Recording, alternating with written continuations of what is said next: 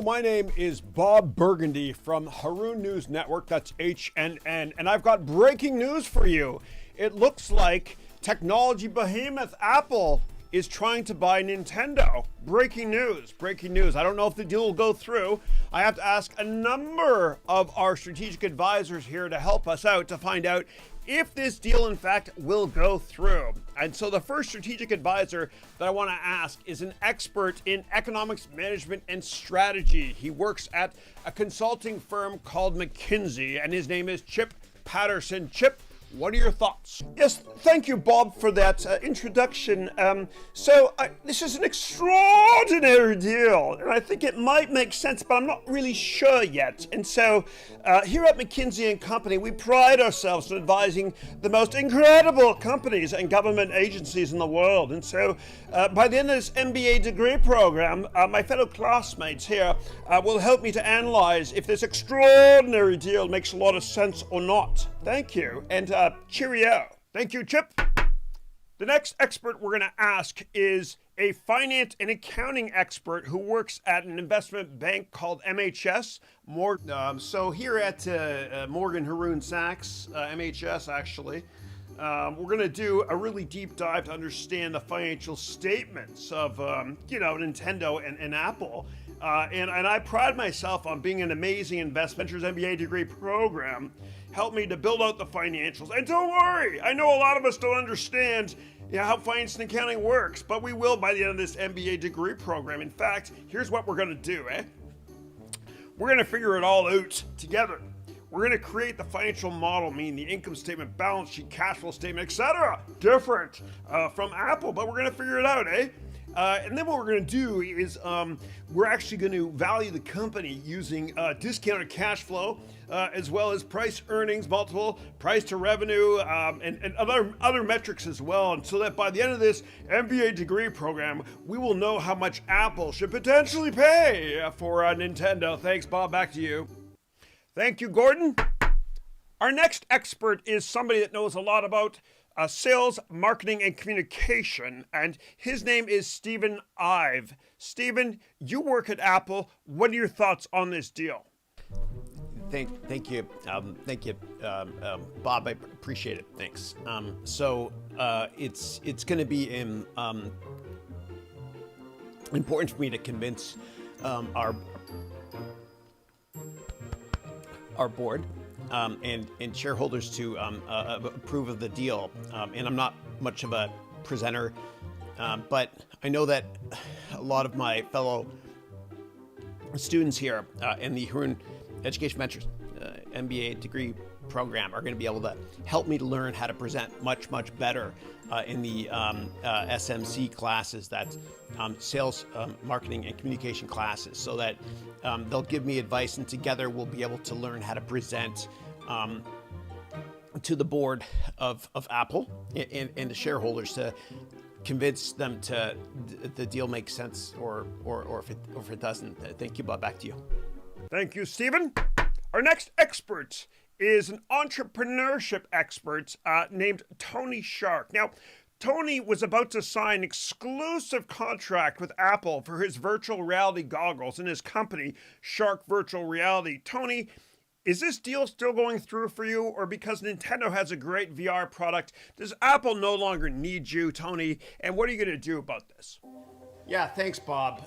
So I was supposed to sign this exclusive contract with Apple for my, Shark virtual reality goggles. I think our product is a lot better than Nintendo's. And in the entrepreneurship track of this MBA degree program, my fellow students and I are going to work on a way to sell this product to Apple. And so this product's amazing. There's a hardware component to it, which has low margins.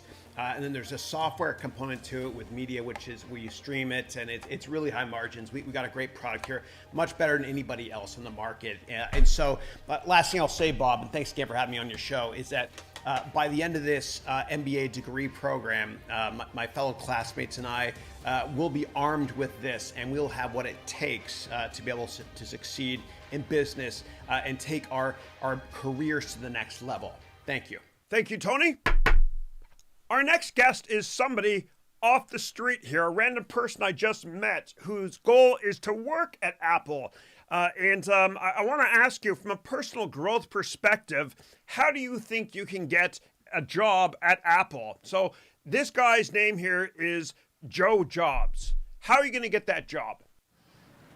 Yeah, thanks for having me on the show, Bob. I really appreciate it. So my dream has always been to work at Apple, and I think I got what it takes. And I know that my fellow classmates and I in this Haroun Education Ventures MBA degree program, in the personal growth classes, we're going to learn just a ton so that we can all get the job of our dreams. We'll learn how to interview and all that stuff. I'm looking forward to getting a lot of help from my fellow classmates so that we can get that dream job. I think I got what it takes. Thanks, Bob. Thank you, Joe. Well, there you have it. We talked to 5 experts who are going to help us understand how this deal is structured, if this deal will go through and whatnot.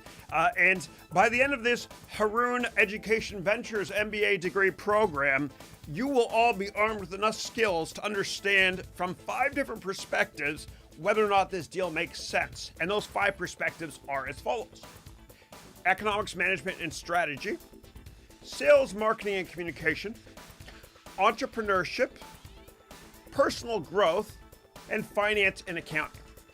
I'm Bob Burgundy signing out here from Haroun News Network's HNN.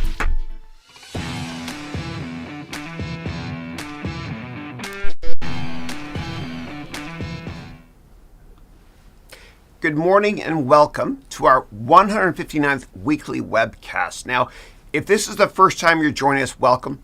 If you have business questions, personal questions, career questions, etc. And I hope you enjoyed that opening video there. That was a sneak peek of what's to come in my MBA degree program. So yesterday we held a special event for all silver owners of the MBA program to upgrade to gold and platinum. And we're going to open it up for the general public soon, but not yet. In the next couple of weeks or so, look out for an email. But this year, what we're doing is we're going to be actually starting it instead on January 10th of 2022.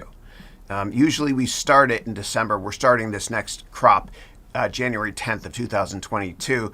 I'll talk about this more on future webcasts. Positions are limited. Anyway, let me get to your questions, and thank you as always.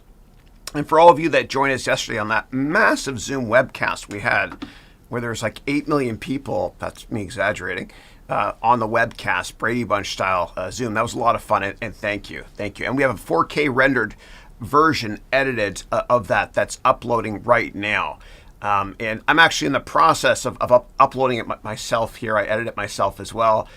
So I'm using Final Cut right here, but we had a lot of fun. And thank you everybody for joining. It was great. It's currently uploading via YouTube in 4K. Once it's done uploading, I'll send it to all of you guys that participated yesterday. Uploading to 4K takes a while. All right. More importantly, though, let me get to your questions. That's why we're here. Okay, persona non grata, who's on the call yesterday as well. Great to see you. Hello, Chris. I have a question on Bitcoin. Sure. A Bitcoin specialist told me that Bitcoin is the only cryptocurrency with these 3 features: decentralization, scarcity, and halving. Do you confirm? Yeah. So there's a gazillion other cryptos that are decentralized, gazillion other that are scarce because there's a limited supply with many cryptos. In terms of halving, that might be the case. I'm not sure. Probably not, because there's been several forks when it comes to Bitcoin. And basically what that means is sometimes you'll see a cryptocurrency that has a similar name to a larger crypto, but it's called something else. And that's called a fork. And it's like a fork in the road. You're not sure which way to go. And for cryptocurrencies, sometimes there's a difference in opinion from the people that are involved with the blockchain. And so at one point, what they do is they're like, okay, we're still friends, but I'm going this way with my own crypto. You go this way. And so those other Bitcoin forks, so to speak, might have a halving principle in place as well. Okay. All right. And I'm still mining Ethereum. and I'll show it to you if you guys are curious. So I have it up in my son Dylan's room. And for the science fair at school, what he did was we made a crypto computer together, and he's mining it. And all the other fathers didn't like me very much because Dylan came first. But right here is the mining computer. Okay, you can go here with me if you want. HarounVentures.com/crypto. And so we're mining Ethereum right here. We have been for a while. This here is my public address. And so once we get 0.2 of an ether, oh, we're almost there. Once we get 0.2 of an ether, I'm 98% there. We automatically get a payout, which is going to help pay for Dylan's school right here. Yeah, cool. All right. And these are my kids here. Dylan's in the middle.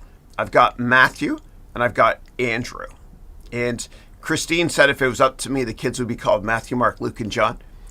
The middle child here, Dylan, or pardon me, the youngest child, Dylan, we were going to name him Luke.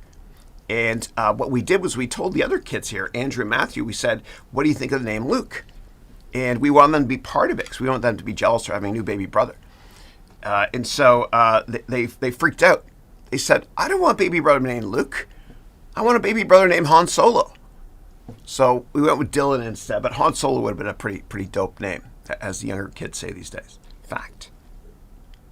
All right, next up, I've got Sadiq. Sadiq said, hello, Chichi. How's Yaba and Jimmy? Great to see you. Thank you. You're right. That's my nickname when I was a kid. That's right. Chichi. That was my nickname. And my little sister, Elizabeth, I didn't know how to say Elizabeth because I'm not that smart. And so I called her Yaba. And my brother is James. We call him Jimmy. They're great. Thank you so much for asking. And then Sadiq said, I hope this brings a smile on your face. It did. Thank you. I just want to let you know that I've been following you since 2018 when I bought your course on Udemy, the Complete Financial Analyst course. Thank you. Thank you. And then you wrote here, and you probably would have recognized Gordon Lizard from the opening video there, who's the investment banker, I'm sorry. He had the MHS shirt on, Morgan Haroun Sachs, which is also in that course. Thank you. And then Sadiq wrote, thank you for your efforts and making me feel better about finance and tech. Thank you. I appreciate that. And my complete options course is coming out very, very soon. I'm working 24/7, recording it, making it perfect. And I decided that, so there's a concept called MVP, which we talk about here in the Valley, which means get a minimum viable product out to the market. With this product, it's not an MVP. It's more than that. However, I have this problem. I have many problems.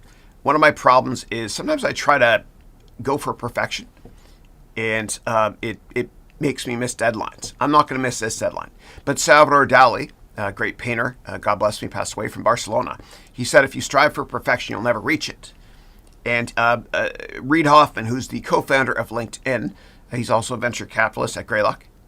Reid Hoffman said, if you get your product out only when it's perfect, you've missed the market.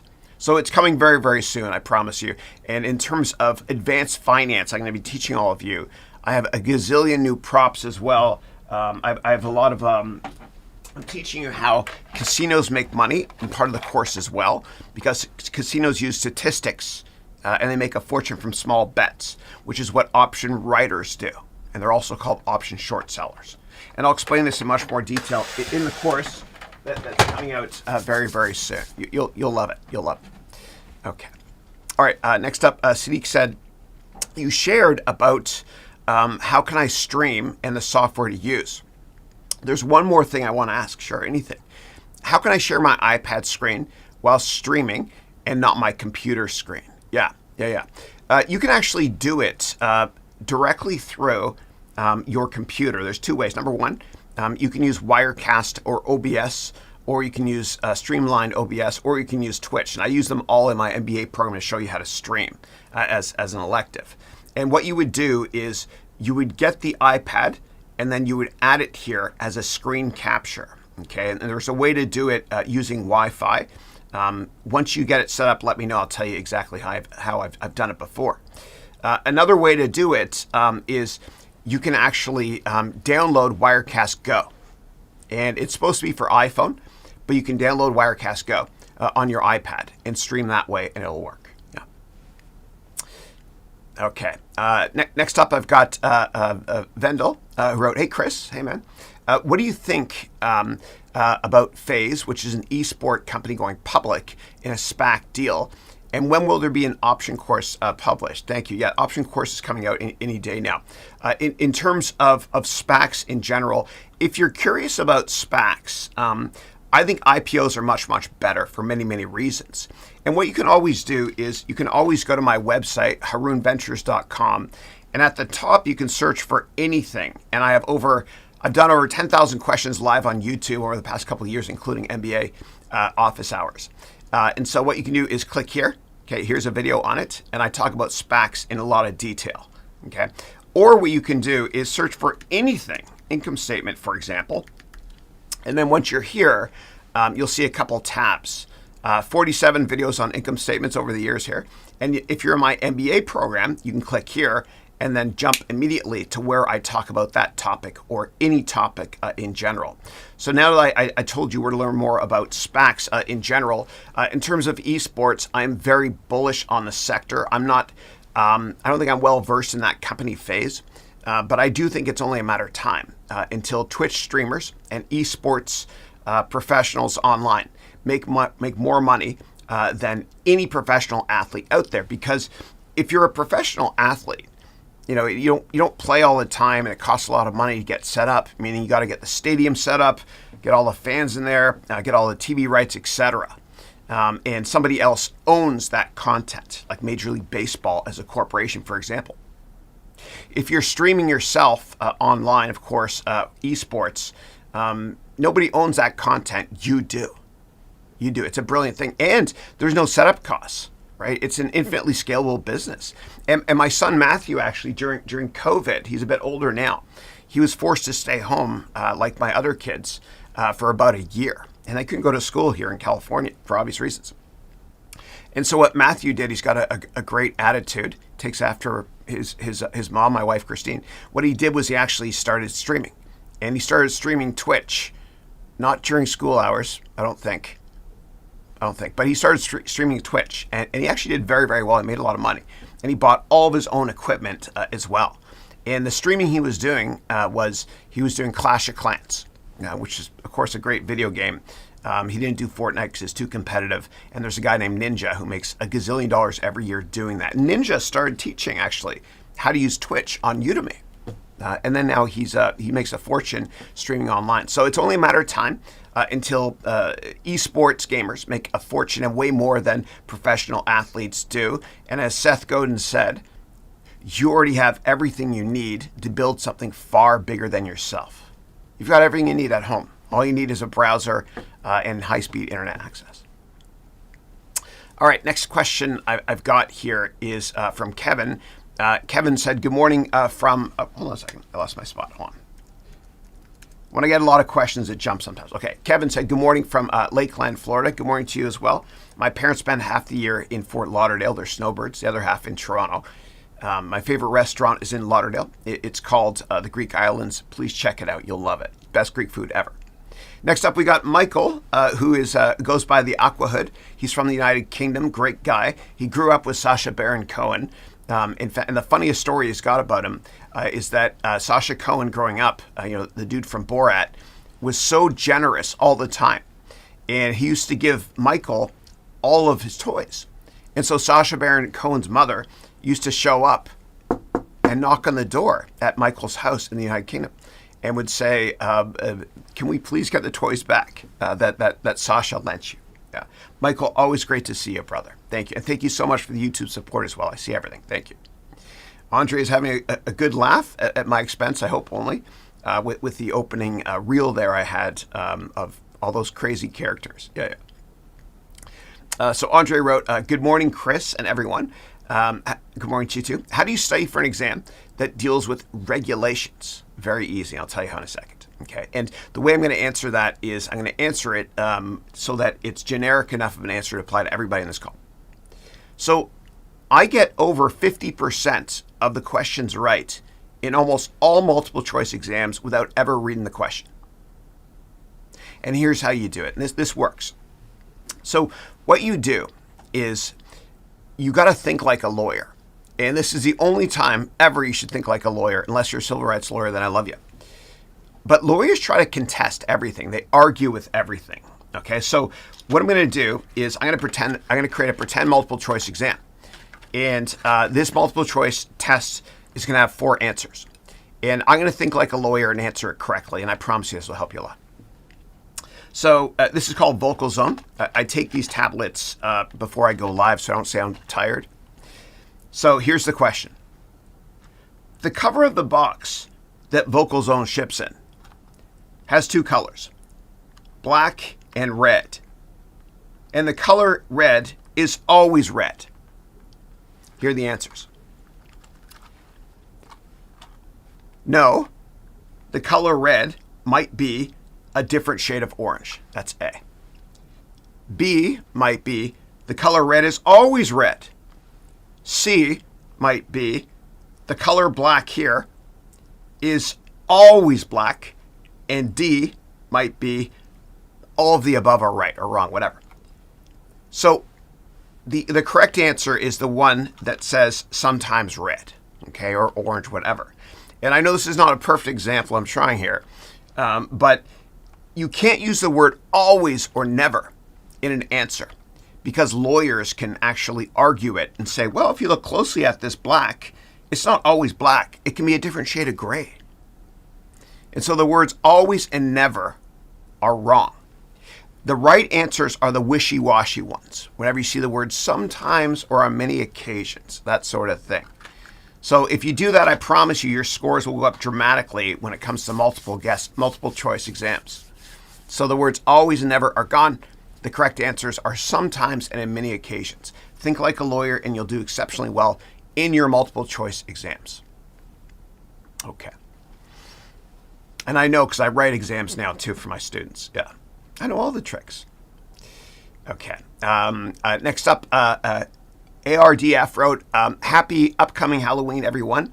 I like this intro to the live chat. Creative. Thank you. And everybody this year is going to be somebody from Squid Games. You know, the PlayStation triangle, square, etc. on your face. That's the hot costume this year, I think. Yeah. All right. Give me 1 second, guys. Stay with me, please. Whenever you're giving a presentation or you're interviewing online, whatever it is, and sometimes one meeting online can change your life in an interview.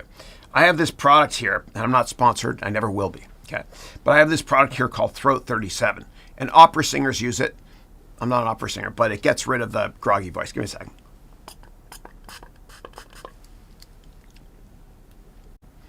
All right, I'm back. All right, good. It works.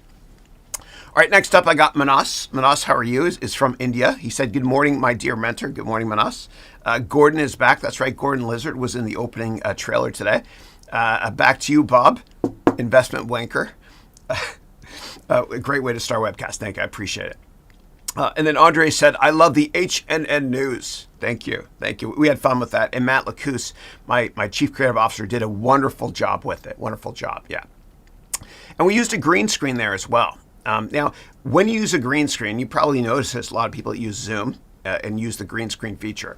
What happens is you can see in between your fingers and the hair as well if you move around. So green screens aren't perfect. And so I don't know if you watched the show The Mandalorian on Disney Plus. Great show. What they use, they don't use green screen. They use a new technology called a short throw projector. And so they actually have a big screen behind them and they broadcast on the screen. They walk around. And I just bought that, a cheaper version because I'm a nerd. So I'm not using green screen anymore. What I'm using is, and I don't have it on, but a short throw projector is like an old school projector, except it's like 6 inches away from the screen. Right? Look how small I look here. Yeah. It's about 6 inches away from the screen. I'm about 6 foot, but I look like I'm 2 feet here. And it broadcasts close so that you don't have to use green screen anymore. And the more advanced short throw projectors that the motion picture studios have now, they're synchronized with a camera so that what can happen is as the talent, I'm not the talent, but a real actor moves, what happens is the background changes a little bit as well in terms of what videos you see there. Yeah, it's pretty cool. All right, next up, Manas wrote, I just copied your concept and started MNN News. Awesome. Manas, that's your name. Manas News Network. But now I'm out of ideas. LOL, you're awesome. Thank you. No, all the credit goes to Matt Lacuse, my chief creative officer and my partner here in my firm. Great guy. Okay. Moving on to Rajesh, who's laughing. My stomach is in pain. I can't laugh more than this. Awesome. I'm glad you enjoyed it. Thank you. And that was all Matt Lacuse. Yeah. With a bit of influence from Ron Burgundy. Yeah. From you know what show, Anchorman. And my favorite scene from Anchorman is when Ron Burgundy is wrapping up the news and he's reading the teleprompter and he goes, "You stay classy, San Diego. I'm Ron Burgundy." And then they go to cut and the editor goes, "Damn it. Who put a question mark at the end of the teleprompter? For a millionth time I told you, Burgundy will read everything you put on there." Yeah. Okay. All right. Next up, ARDF wrote, speaking of Apple, who is reporting earnings today? Question, why do we see stock prices always go up before earnings? Yeah. So it doesn't always happen. It's happening more so now because we're in a bull market. And a bull market means the market is going up.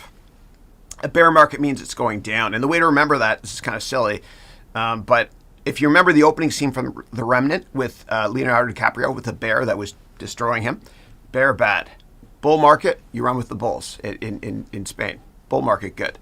So when you're in a bull market, what happens is stocks tend to go up much, much more ahead of earnings because people are expecting earnings are going to be great because interest rates are basically zero right now. And so companies are doing exceptionally well.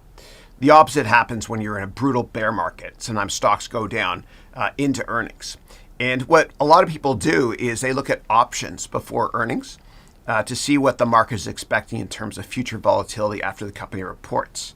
And I'll be teaching about that in my upcoming course, which is being added to the MBA degree program, a much longer version of it very, very soon, meaning this month of November. But people look at options and they can tell what volatility is expected in the future. And the most important option symbol that you can ever look at, and what I'm about to show you, and I'm not a promotional guy, but what I'm about to show you will guarantee you make money. Okay, here we go. And if I had lawyers working for me, they would slap me in the face right there. But the most important options thing you can ever look at, it's very simple, is let's go together to Yahoo Finance. And I love Yahoo Finance because it's free. Don't ever pay for anything online, please. Okay, except my courses. But you get a refund if you don't like it. Okay, so we're going to type here VIX. Okay, that's little chapeau, accent circonflexe, VIX. And the VIX is a volatility index that was put on the Chicago Board of Exchange, which is where options are traded, one of the options markets. It was put there in 1990. And what the VIX does is the VIX measures what the market is expecting for volatility in the next 30 days on the S&P 500.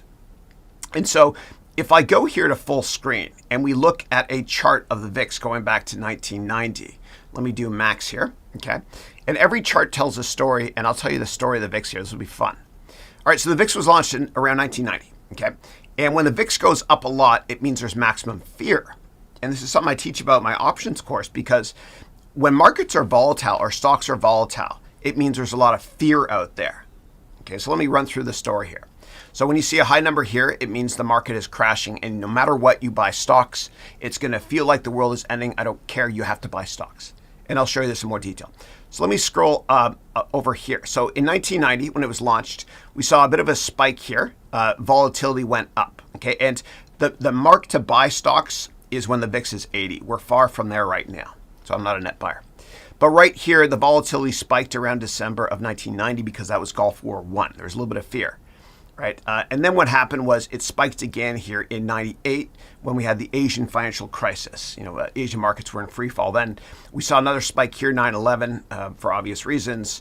And then here, this is leading up to when the statue of Saddam fell, which marked the bottom of the market.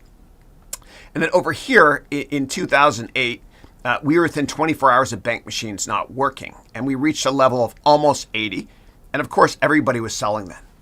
And when the VIX spikes to like 80, which is when you buy no matter what, when the VIX spikes, it's really going to feel like the world is ending. And you're going to think to yourself, Chris is crazy for thinking about buying now. But you have to be that way because you got to be a contrarian. If you buy the same stocks everybody is buying right now, then there's not that many incremental new investors that push the stock higher.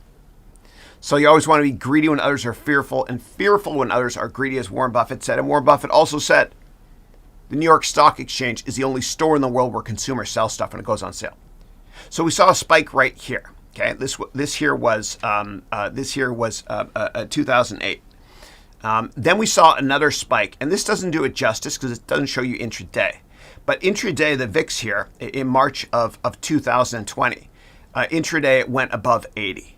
Okay, and that was the telltale signal to back up the truck, meaning buy a lot of shares, no matter what. And very unemotional people did that and made a fortune, including Elon Musk. He actually filed a Form 4, which is an SEC document showing that he bought a ton of insider shares, right? And right here, he backed up the truck on Tesla. And a little side note on Tesla, 50% of all options that are trading right now over the past couple of days have been in Tesla. It's an unbelievable story. I'll talk about that in much more detail in my upcoming complete options course. If you're watching a replay of this, it's probably out by now. Yeah. All right, let me go back over here to, give me a second, Wirecast. Okay, good. Here we go. All right. All right. Next up, Manas wrote, my mentor, my first question. Sure. Call me Chris, please. What the heck is right with Shiba? It is growing like Gordon's hair. It's growing, but still the price is low. What are your thoughts on such unusual growth? Yeah. Can you tell me the ticker of Shiba, and I'll go through it with you in real time. I don't know this company. I've never heard of it, but I'll do a real-time analysis for you. Okay, it'll be fun, actually, yeah. And speaking of hair, I'm getting my hair cut tomorrow, guys. I look like that guy from The Sopranos. You know that guy? Yeah. It's getting too long here, man. I used to cut my own hair, but now I got someone else doing it, trying something new. Yeah. All right. And I went all gray in my 20s. Not all gray, but a lot of gray. When I worked at Goldman, they used to say, Chris Haroun, going gray. But that's okay, because I was always very mellow. Yeah. All right. Next up, Rajesh said, good morning, sir. Chris, please. Good to see you. Nero, it's a bomb. I hope you enjoyed that opening video. And then Young said, hey, Chris, long time no see. Great to see you. Michael here from Indonesia. I just graduated from my university in computer science. Congratulations. Excellent. And I enjoyed my university days, man, 8 million years ago. Yeah. I'm surprised I passed. I really am. My first year, actually, I was at McGill University in Montreal. My first semester, and there was 20 of us from my school that went to McGill together. 60 people graduated from my high school, but 20 of us went there. Half of us failed out in the first semester, and I would have as well, but I didn't for this reason. I partied so hard. I partied like a rock star. It was awful, no regrets. Well, maybe some. And I was in the hospital in December of 1990. That was my first year at McGill. And I was in the hospital because I had mononucleosis, because I didn't sleep at all. I partied so hard and all that stuff. And because of that, I didn't have to write my exams, right? I didn't get any credits either, but I would have failed. And the reason why 20 of us out of 60, most of us failed out, was because the high school we went to, it was an all-boys school, which sucked. The school's good, but all boys sucks. And it was like Dead Poet Society, right? We didn't get much freedom. And so we all went to McGill, where the drinking age is 18 in Montreal, which I love. Montreal, that is. And I don't drink anymore, but I don't drink any less. No, I'm just kidding. But we had a lot of fun. Yeah. Okay. I also got a D in accounting then as well. And I mentioned that because I want to let all of you know that if you've done crappy in accounting like I have in the past, and you're thinking, why the hell is this guy teaching WTF? Why the face? I got a D in accounting because I was memorizing it, man. I was memorizing equations. And I had to take it again. I got a little bit better in a D. But that's why whenever I teach my students, I teach how to understand stuff in a fun way with a lot of props. Because if you understand formulas and you learn how to change them up and rearrange them and solve for different variables, if you understand formulas or anything in business or finance or accounting, you'll never forget it. And you condition yourself to understand it and enjoy it as well. Yeah. All right. But I did get the top grade at Columbia, where I did my MBA in finance in my options class. But I didn't really understand it until I worked in the hedge fund industry. So I'm teaching you all options in a much more funner, as Andrew would say, a more funner way as well, with lots of props. Yeah. All right. Next up, I have got here. Divyang wrote, Chris, thank you for being awesome. No, thank you. I appreciate it.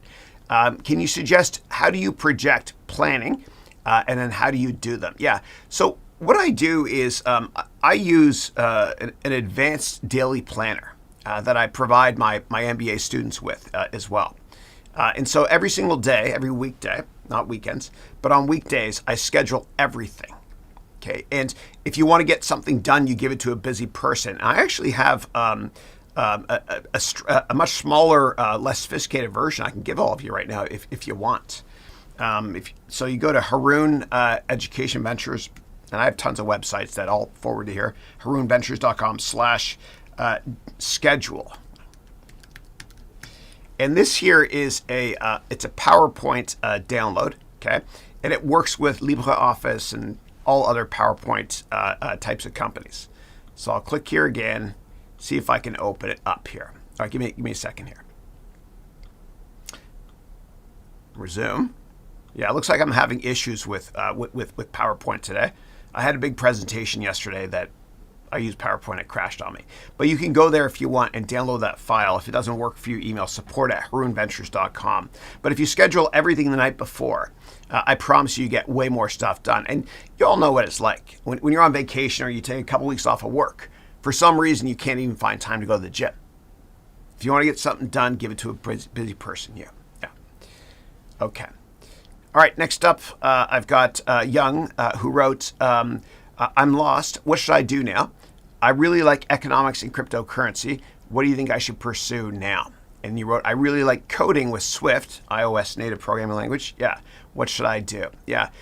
Sounds like you entered a couple of questions there. And by the way, I don't see everything. If you put in a link, I don't see it. It doesn't show. So I would do what you're most passionate about. And I would ignore what everybody else tells you to do. Like if your parents want you to be a lawyer, God forbid, or an engineer, and you don't want to, don't do it. This is your life, not theirs. And I want you to think with your heart first and follow your passion. And I want you to fail a lot. I want you to fail because if you don't fail a lot and take chances in life, you'll never succeed. You know, and this is my favorite quote of all time. And Michael Jordan, on 26 occasions, was supposed to get the last shot in on the game, a two-pointer to win, and he missed it. And speaking of 26, Abraham Lincoln, he failed in his first 26 elections before he got elected to office. So I want you to follow your passion, whatever that might be, and I want you to fail a lot. And I want you to tell yourself, I don't give a damn what people think of me. Otherwise, you won't be successful, and you won't reach your full potential in life. It's kind of like with professional athletes. You know, athletes that are out there on the field with millions of people watching, they don't give a damn what people think. And if they did, they would strike out a lot. You know, when Derek Jeter used to be up to the plate, he retired. Derek Jeter used to be up to the plate. If he focused on what other people thought of him that were watching the game on television or in the stands, you know, he would have struck out a lot. He would have done well. You got to be like an elite athlete and just not give a damn what people think of you when you're up to the plate. You know, you're going to strike out a lot. You're going to make a lot of mistakes. But in business, you only have to be right. You only have to be right one time. Yeah. So follow your heart. Last thing I'll say in this is in terms of what should you do in your life? What are you passionate about? Well, I want you to think of it this way. A couple ways. Number one, if I told you that you can take 30 days off starting today, and you're not allowed to work, you're not allowed to go to school, you're not allowed to travel, what would you do with your time? And whatever that is, that's your passion, that's your calling, that's your raison d'etre, and I want you to run after it like a pit bull and a pork chop and not give up and fail a bunch of times along the way. Because again, you only have to be right in business one time. And all these wonderful entrepreneurs that have put their dent in the universe, you know, people from Bill Gates to Sir Richard Branson to Oprah Winfrey to Steve Jobs, they never did it for the money. They did it because they're passionate about what they do. And they've all failed a gazillion times. We just don't hear about those failures. And the last way to find out what you were meant to do and what you want to do in life is, I want you to think to yourself, who's a rock star to you in business? You know, who's your John Lennon or Adele in business? And whoever that is, I want you to listen to their autobiography or their biography. And I want you to be a voracious reader of everything they put out. Because very successful people, what they do is, one of the ways they made it to the top is because they help people, and they give a lot of advice as well. There's a great book called, what's it called again? There's a great book on the most successful people in history and how they help others. And basically, I'm having a senior moment here, that's okay. The most successful people in the world are givers. That's right, it's called Give and Take. Now I remember. Didn't get much sleep last night, sorry. All right, so they're givers. The most successful 1% of people in the world by wealth are givers. They help. They give. They always have in terms of advice. And I want you to find people that will mentor you. They're givers as well. And I want you to give as well and mentor others, because when one teaches, two learn. And so listen to biographies of very successful people, because they're telling you their blueprint for success. Yeah. All right, kind of butchered that one, sorry.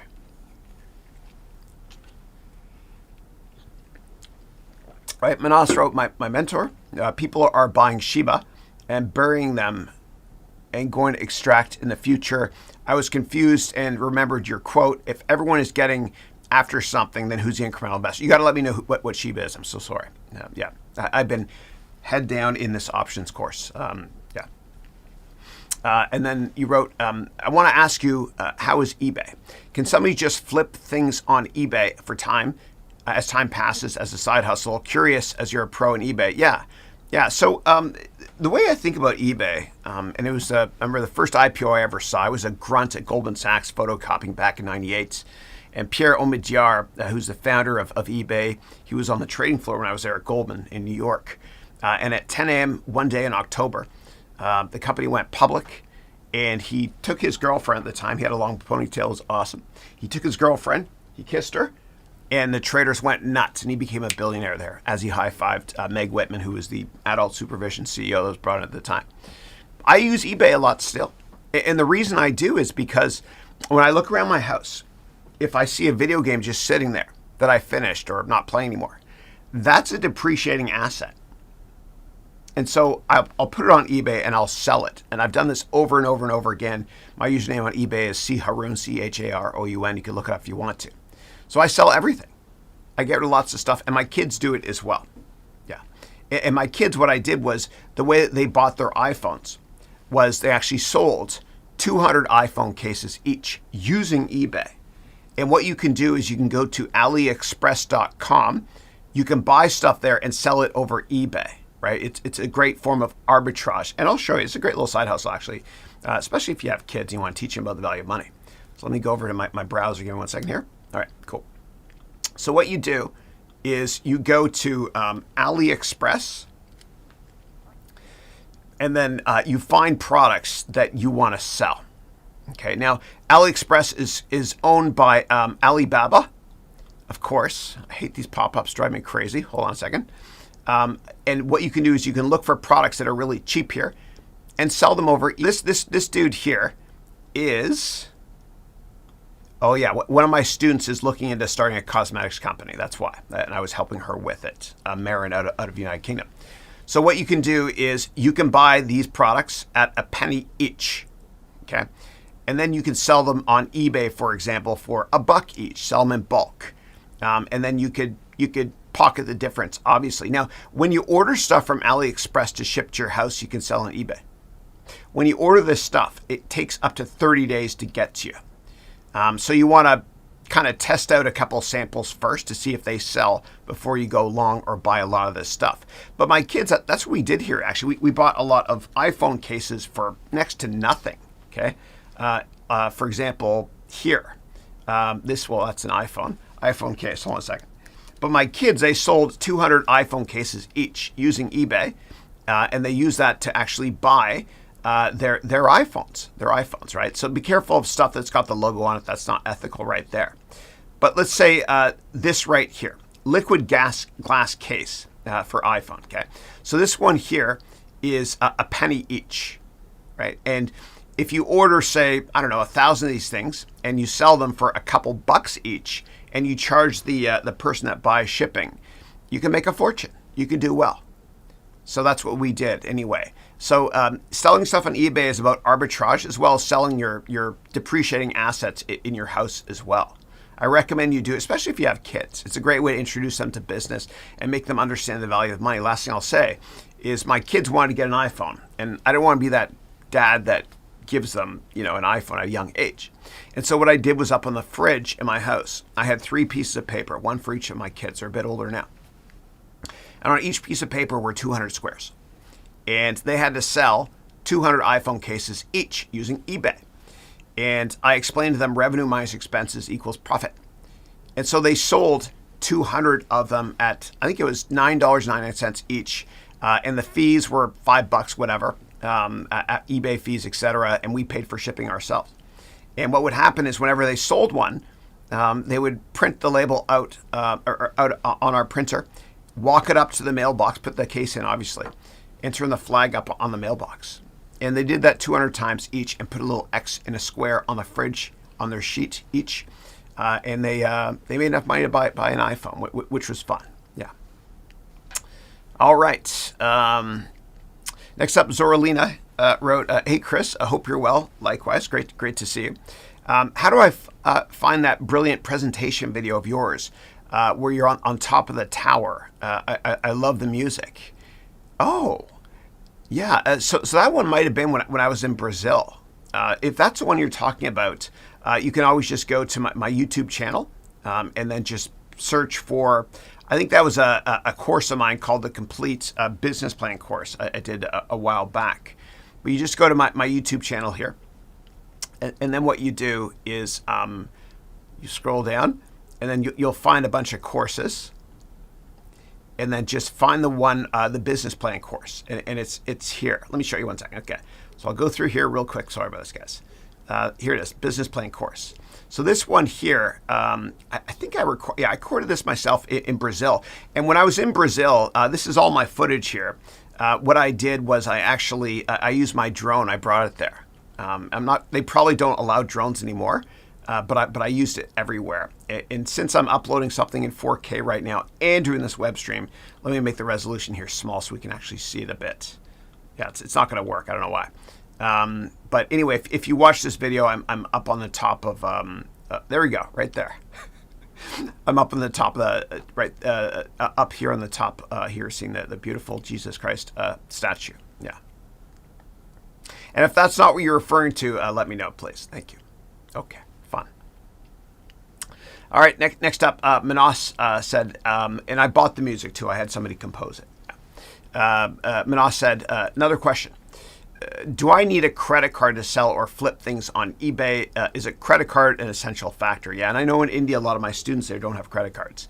I'm not sure. I use PayPal, and if you can link PayPal to a debit card, that might work for you as well. If you go to ebay.com, where you're based, I'm sure there's a way for you to sell stuff without using a credit card. Yeah. All right. Next up, Rajesh said, "Thank you for." Give me 1 second, guys. Sorry. Okay. Give me a second here. All right. So Rajesh said, "Thank you for making the LinkedIn course. My pleasure. I'm glad you enjoyed it. I can't emphasize how much it helped me. Thank you, sir." And you put a big heart there. Thank you. God bless you. You wrote, "You're my number one person whom I admire. You're like the person whom I want to be in the future." And you have a beautiful emoji there. Thank you. Thank you so much. And I hope you can all learn from my many failures in life. Thank you. God bless you. Next up, Sadiq wrote, who called me Chich earlier, which is my nickname growing up. Sadiq said, "Thanks, Chris, for the help. I'm going to start teaching soon. Consider me a part of the mission, solving the world's problems with education. I'll give it my best." Awesome. Thank you. Thank you. When one teaches, two learn. So I learn a lot when I teach. Yeah. Especially when you guys ask questions about stuff like Shiba, which I've never heard of. You all inspire me. I learn a lot from your questions. And then Siddiq said, you and Gary Vaynerchuk are the biggest inspiration for teaching online and offline. Thanks again. You're most welcome. And actually, Gary V used to have a course on Udemy. That's how I found out about him years ago. I think he took it off. Or maybe it's still, I'm not sure. Yeah. He's great. Next up, we got Raymond. Hey, Raymond, how are you? Raymond, I think I remember you. I think I met you at a presentation I gave at the beginning of December 2017 at Udemy's headquarters. And you're from Arizona. You used to work at Oracle, and you sent me a New York Yankees hat as well. I think that's you. I'm pretty sure it is. Good to see you. It's been years. Hope you're doing well. So Raymond wrote, I'm consulting for a B2B sales company. It's cash flow positive. And I've got a little bit of money for marketing and sales. Would you recommend a venture capital look for individual investors? Yeah. I mean, it's a tough question for me to answer. So venture capital firms will get interested if the number of subscribers you have is very, very high, or if the ASP, the average selling price for the subscription services that you're selling to an enterprise, is high as well. They're going to look first and foremost, though, at the management team. Yeah. So, and if you want, you can tell me the name of the company, and I can give you my humble thoughts on it. If not, I completely understand. Yeah. But if you want to understand what venture capital firms look for, you can take my complete business plan course. As I teach you how to write a business plan, and as I teach you how to write a business plan, I do it from the mind frame of a venture capitalist, which I used to be as well. Yeah. All right, good to see you, Raymond. All right, next up, Siddiq said, I've been working on teaching finance and economics to chartered accountants. I'm still preparing, inshallah. God willing, be ready in a few months. Awesome. Let me know when it's ready, and we'll check it out here live on the air if you want. Yeah. God bless you.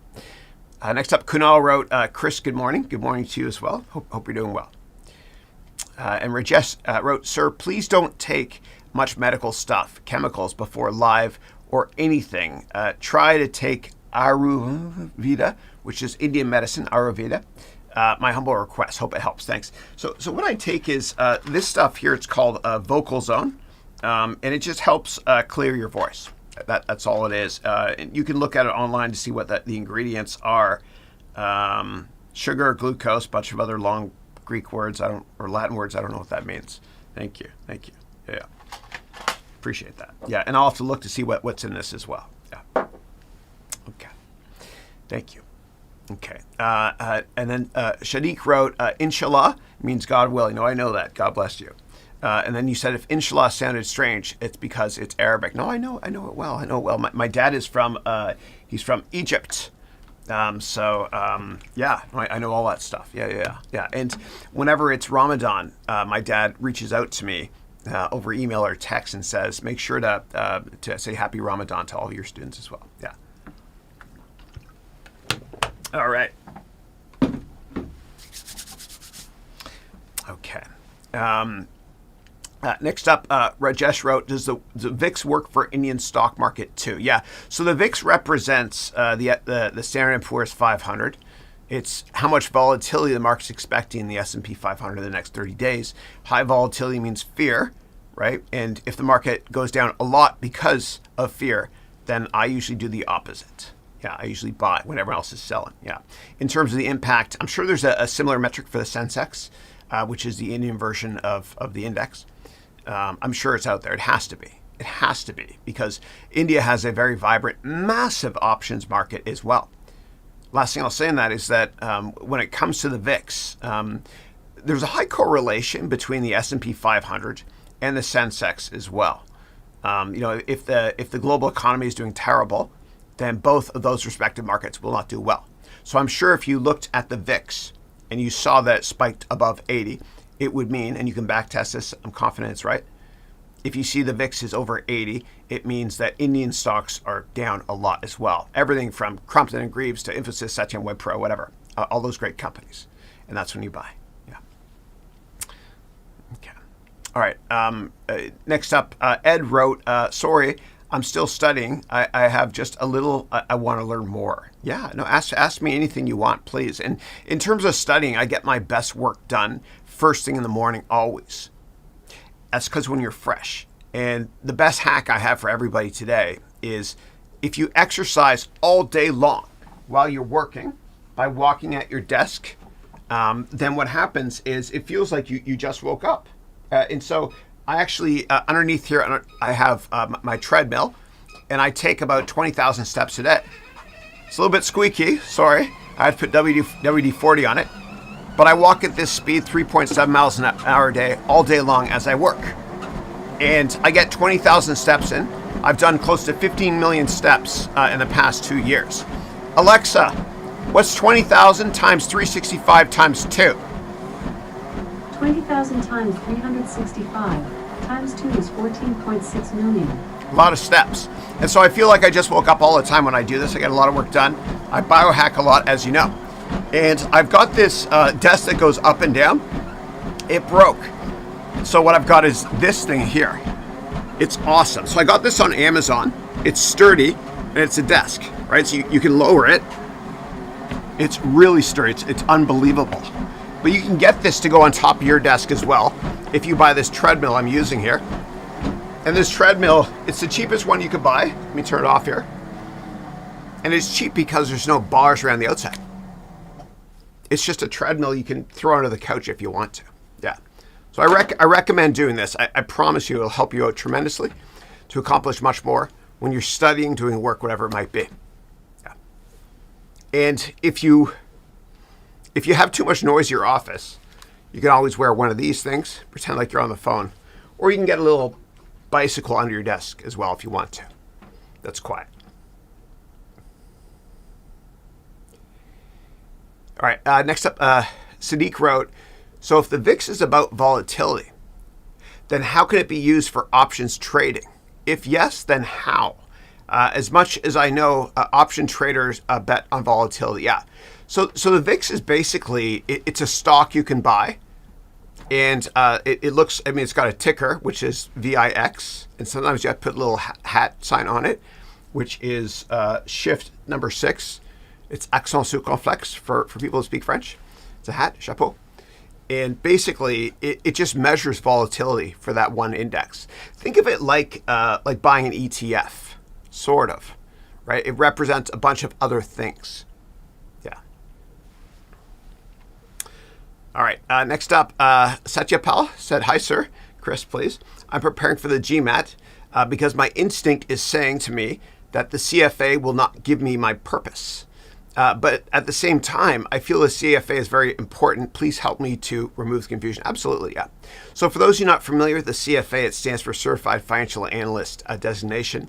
It's you write 3 exams over 3 years. You study at night, that's it. And if you pass, you're a CFA charter holder. And it's really respected in the finance industry, more so than an MBA. So if your passion is finance, I do that instead of the MBA. And in terms of studying for the GMAT, the best advice I can give you, and I did really well, humbly, on the GMAT. I'm not a smart guy at all, but I studied harder than anybody I know. I worked my ass off for everything. And for the GMAT, what I want you to do is that earlier on in the webcast, I told you about the multiple choice thing, right? And how to get multiple choice questions right without reading the question. I learned that from the Princeton Review when I was studying for the GMAT 8 million years ago. So I want you to take the Princeton Review, okay, to study for the GMAT, because the GMAT is not an intelligence test, it's how well you write the test.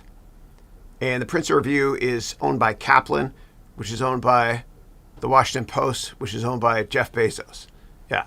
And only do Princeton Review and nothing else. Don't study any other methodology because I'll teach you all the tricks. It worked for me. Yeah. All right. Okay, so Manas said Shiba is a cryptocurrency. Yeah. I don't know anything about that. I'm so sorry. Yeah. All right. I own 4 cryptos, which I'm never selling. I publicly disclose what they are. Please do your own research always. The 4 that I'm never selling are Ether, or Ethereum. So Ether runs on the Ethereum platform. I own Bitcoin, I own Litecoin, and I own Ripple. The Ripple founder lives just around the corner from me here. Yeah. Do your research first, always. All right. And then next up, Rajesh wrote, and I had a buddy named Rajesh Jain growing up. And we called him Ricky Jain, great guy. But Rajesh wrote here, "You're the one who answers each of us live. The one person I ever came across on YouTube, it's something for us. Thank you. Thank you. I'm here for you. I always am. This is week 159. We're in the 4th year of doing this. I'm never going to stop ever. Yeah, ever. Okay. And then Sadiq said, I also went to an all-boys school. I've been a bookworm my whole life, so it didn't really matter for me. Yeah. Dude, I remember my first year at university, it was uncomfortable for some of us to go and talk to women. And I don't think it's fair to send kids to a single-sex school. I went to all boys. It was like Dead Poet Society. Yeah. We were scared. Yeah. Next question is from Harsh, which is, will Facebook soon break down? Yeah. So I think Zuck is doing everything he can to make Facebook stay relevant. They are so powerful, and 40% of people on the planet use at least one Facebook app every single month. And they've had a lot of PR disasters for obvious reasons. And so what they're doing is they're renaming the company, they're rebranding it as well, and they're talking about what's coming next, which is the metaverse. And so today, and if you're watching the replay today, is October 28th. I know that's a date because my favorite game in history is coming out today, Age of Empires Part 4. I can't wait to download it on Steam. But what Zuck is doing today is he's actually explaining the future strategy of Facebook, which is going to be based on Internet 3.0, which is the metaverse. And what that means is he's going to probably use Oculus, which is an asset he bought back in 2012, VR. He's going to be using Oculus and other technologies to talk about the future of social media. And so Internet 3.0 means VR or AR-based way to kind of talk to each other. It's like World of Warcraft circa 2005, but for social media. And I'm not going to say anything more on this. It's something I'm working on right now for my MBA program. I'm working on the metaverse version of my MBA program, which means that at some point you'll be able to network with alumni during the course while you watch it using AR and VR. Yeah, it's coming eventually. It's something I've been working on for a while. Yeah. But I think with Facebook, the biggest risk they have is geopolitical. They're incredibly powerful. And I've tried my best to not use it. Like, I don't use Facebook at all, right? So if you see any Facebook posts, it's my team that does it. It's so hard to not use Facebook ads, though, because Facebook advertising for customers is unbelievable. It's better than any other social media product out there. You can't avoid them. You can't. And I think the only reason that Facebook would fail in the future is if governments decide to shut it down, which is happening in some countries, or if certain executives from the company were no longer allowed to.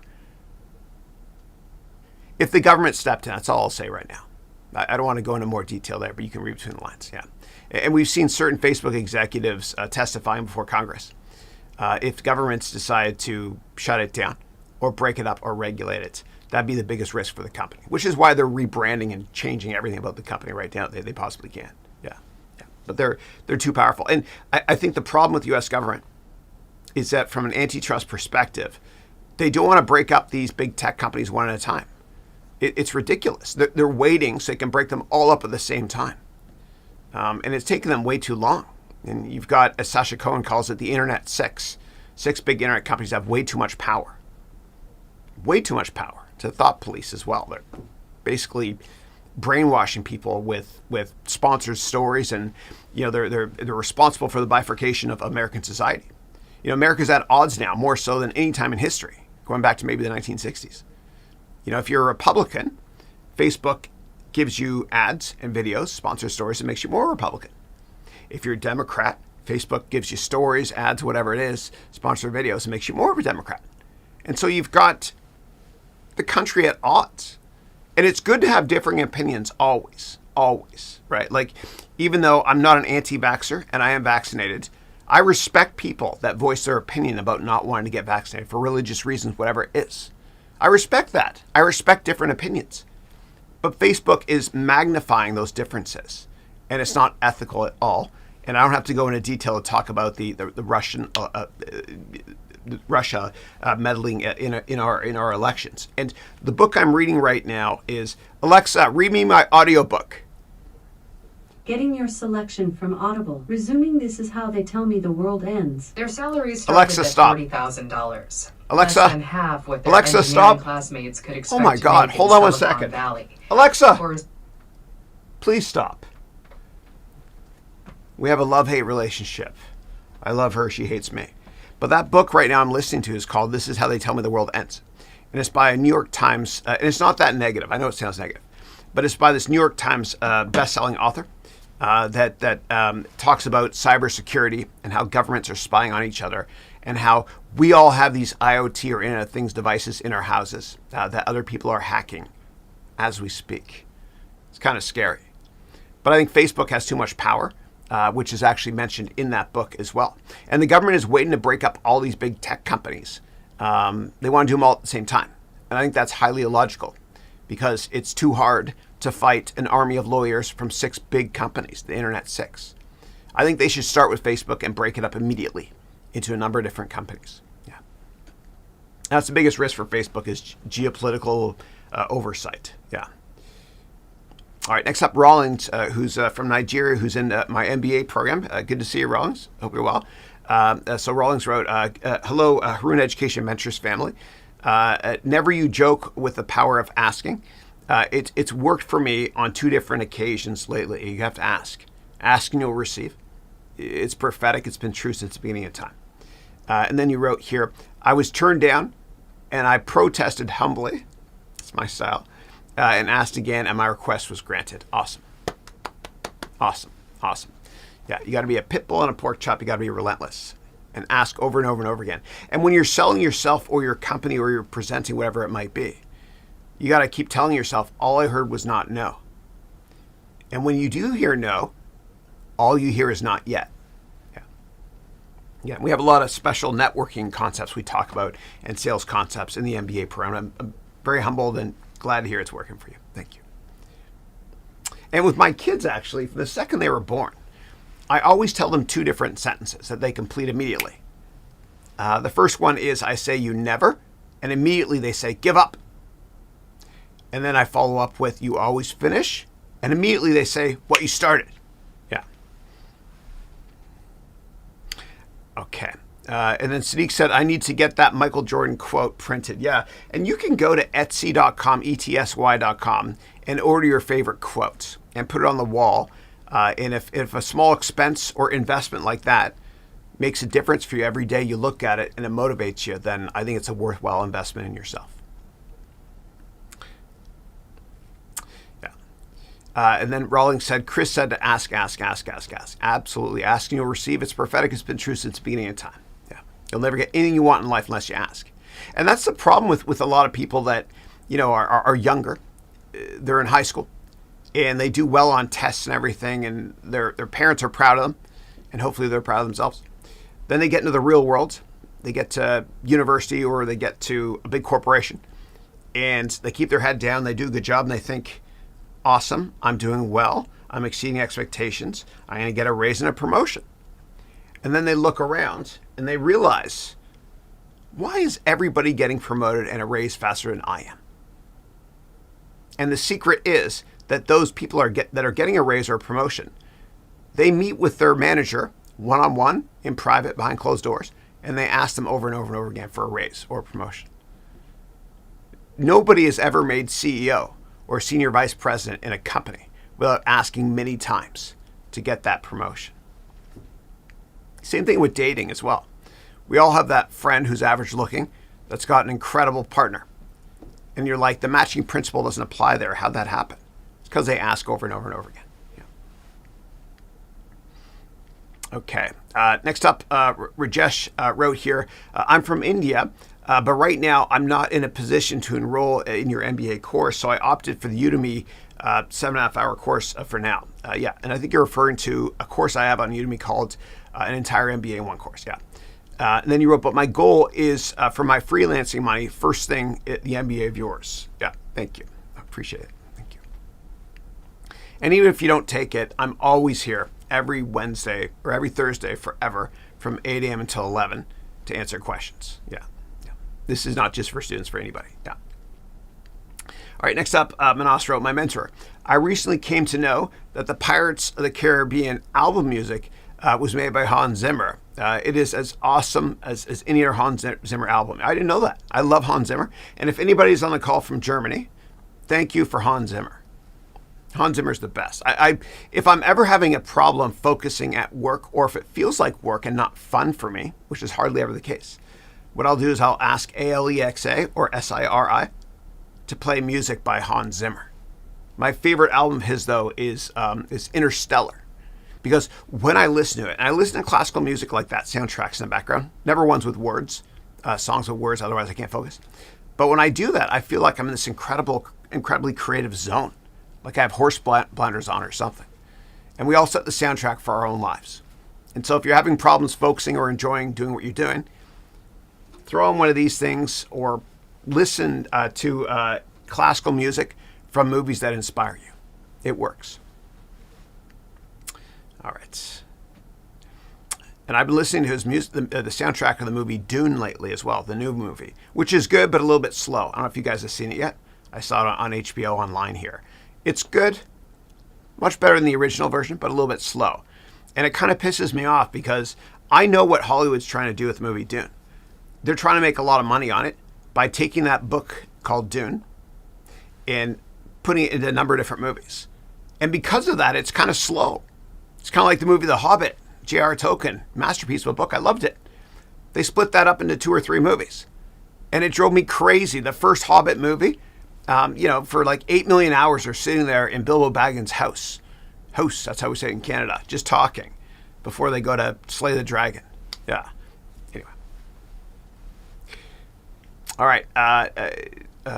Next up, Nima wrote, hi, Chris. Hope all is well with you. Likewise, thank you for your awesome content. It's my pleasure. And thank you for being here as well. Thank you. Cool. And Manas, by the way, and I know that was Nima that asked that question. Manas, I thought of you when you asked me to change the backdrop before, and I did it. Yeah, thank you for the feedback. All right. And then Nima wrote here, my question is, what would be the effect of raising interest rates on the real estate market? In other words, is it rational to buy a house with a bank mortgage now? Yeah. So basically the way it works is all debt instruments, meaning if you get a loan from the bank or if you get a loan to finance your car or finance an insurance policy or finance education or whatever it is, that's all based on what the government sets for interest rates. And so if the government were to raise interest rates, which they're certainly going to be doing pretty soon, if they were to do that, it makes all asset classes more expensive. And the way to know exactly what the interest rate is and what this means is you go to treasury.gov, okay? And this is a United States government organization, okay? And then you go here to data, and we go to the daily treasury yield curve rates. And the yield curve will tell you what the market is expecting in terms of interest rates in the future. And you can see the yield curve for any date. And what you can do, and I've done this before, is you can copy and paste and throw this on a chart. But rather than me do that, I'll just tell you what it means. So on the x-axis, imagine you have time. Okay, so the x-axis is right here. 1 month, 2 months, 3 months, all the way to 30 years. On the y-axis, you have interest rates. And it looks like this, the yield curve, usually. Rates are low right now. Okay, rates are 0.08%, or actually 0.06% right here. Okay. And in 30 years, the rate here is 1.95%. And so when you see this tick up, the 30-year especially, if you're going to get a 30-year mortgage, when you see this tick up, it usually means that people are expecting the economy to get better in the long run, much better. And it also means that interest rates on everything will go up as well. This is the lowest risk interest rate, the risk-free rate, which is United States government treasuries. And if you're in Europe and other parts of the world, sometimes people look at what is called LIBOR, which stands for London Interbank Offer Rate. Yeah. Okay. Next up, Nima said, in terms of liquidity, is it better to buy an apartment near downtown or single-family residential in suburban areas? It's so hard, man. It's tough because I remember my dad used to tell me growing up when he was teaching me about real estate, he would say, Chris, what are the three most important things to look at when it comes to real estate? And I would always answer, because he taught me to say this, location, location, location. So it all depends on the location. And when it comes to buying a single family house or investing in a property, I usually like to buy the crappiest house in the nicest neighborhood to invest in, instead of buying the nicest house in the crappiest neighborhood. So it all depends. In terms of secular growth stories longer term, I think the smart money is buying farmland, land that's far away from big cities. Because what COVID has kind of shown us is we can work remotely. And if COVID was invented, and if the internet and COVID were invented before office buildings, would we still go into big office buildings downtown? Not as much. If you take a step back and think about it, it's a little bit ridiculous that we spend an hour to 2 hours a day commuting, which is awful for the environment and awful for our family lives because we can't see our kids as much, and awful for our health because we can't exercise as much.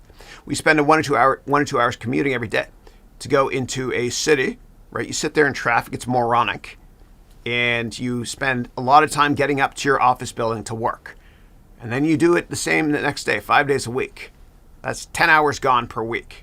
Productivity. It doesn't make any sense.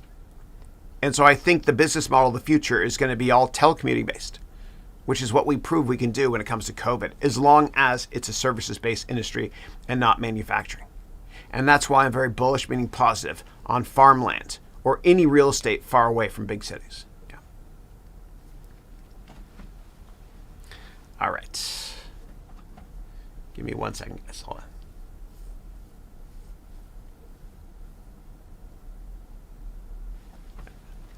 All right. And when I get tons of questions at the same time, it jumps on me. I'm trying to figure out a solution for this. Yeah. Okay. All right. Next up, I've got Mr. Nobody, who wrote, "Hey Chris, how to build a DTC e-com brand or a micro SaaS which can be sold after a few years, and what multiples do you expect for these products?" Yeah. So Mr. Nobody is asking about a SaaS company. SaaS, SaaS, stands for software as a service. It basically means a subscription-based company. Like Netflix, you subscribe to Netflix to watch movies or TV, or you subscribe to software. And so it's kind of a hard question for me to answer. There's a lot of parts to it. It all depends on the quality of the business plan, the quality of the barriers to entry, the quality of your product portfolio, your financial statements, as well as the management team and much more. And so what I recommend if you're interested is you can take my MBA degree program. And in the third of 4 semesters in the entrepreneurship track, I have what's called the Venture Capital Bootcamp.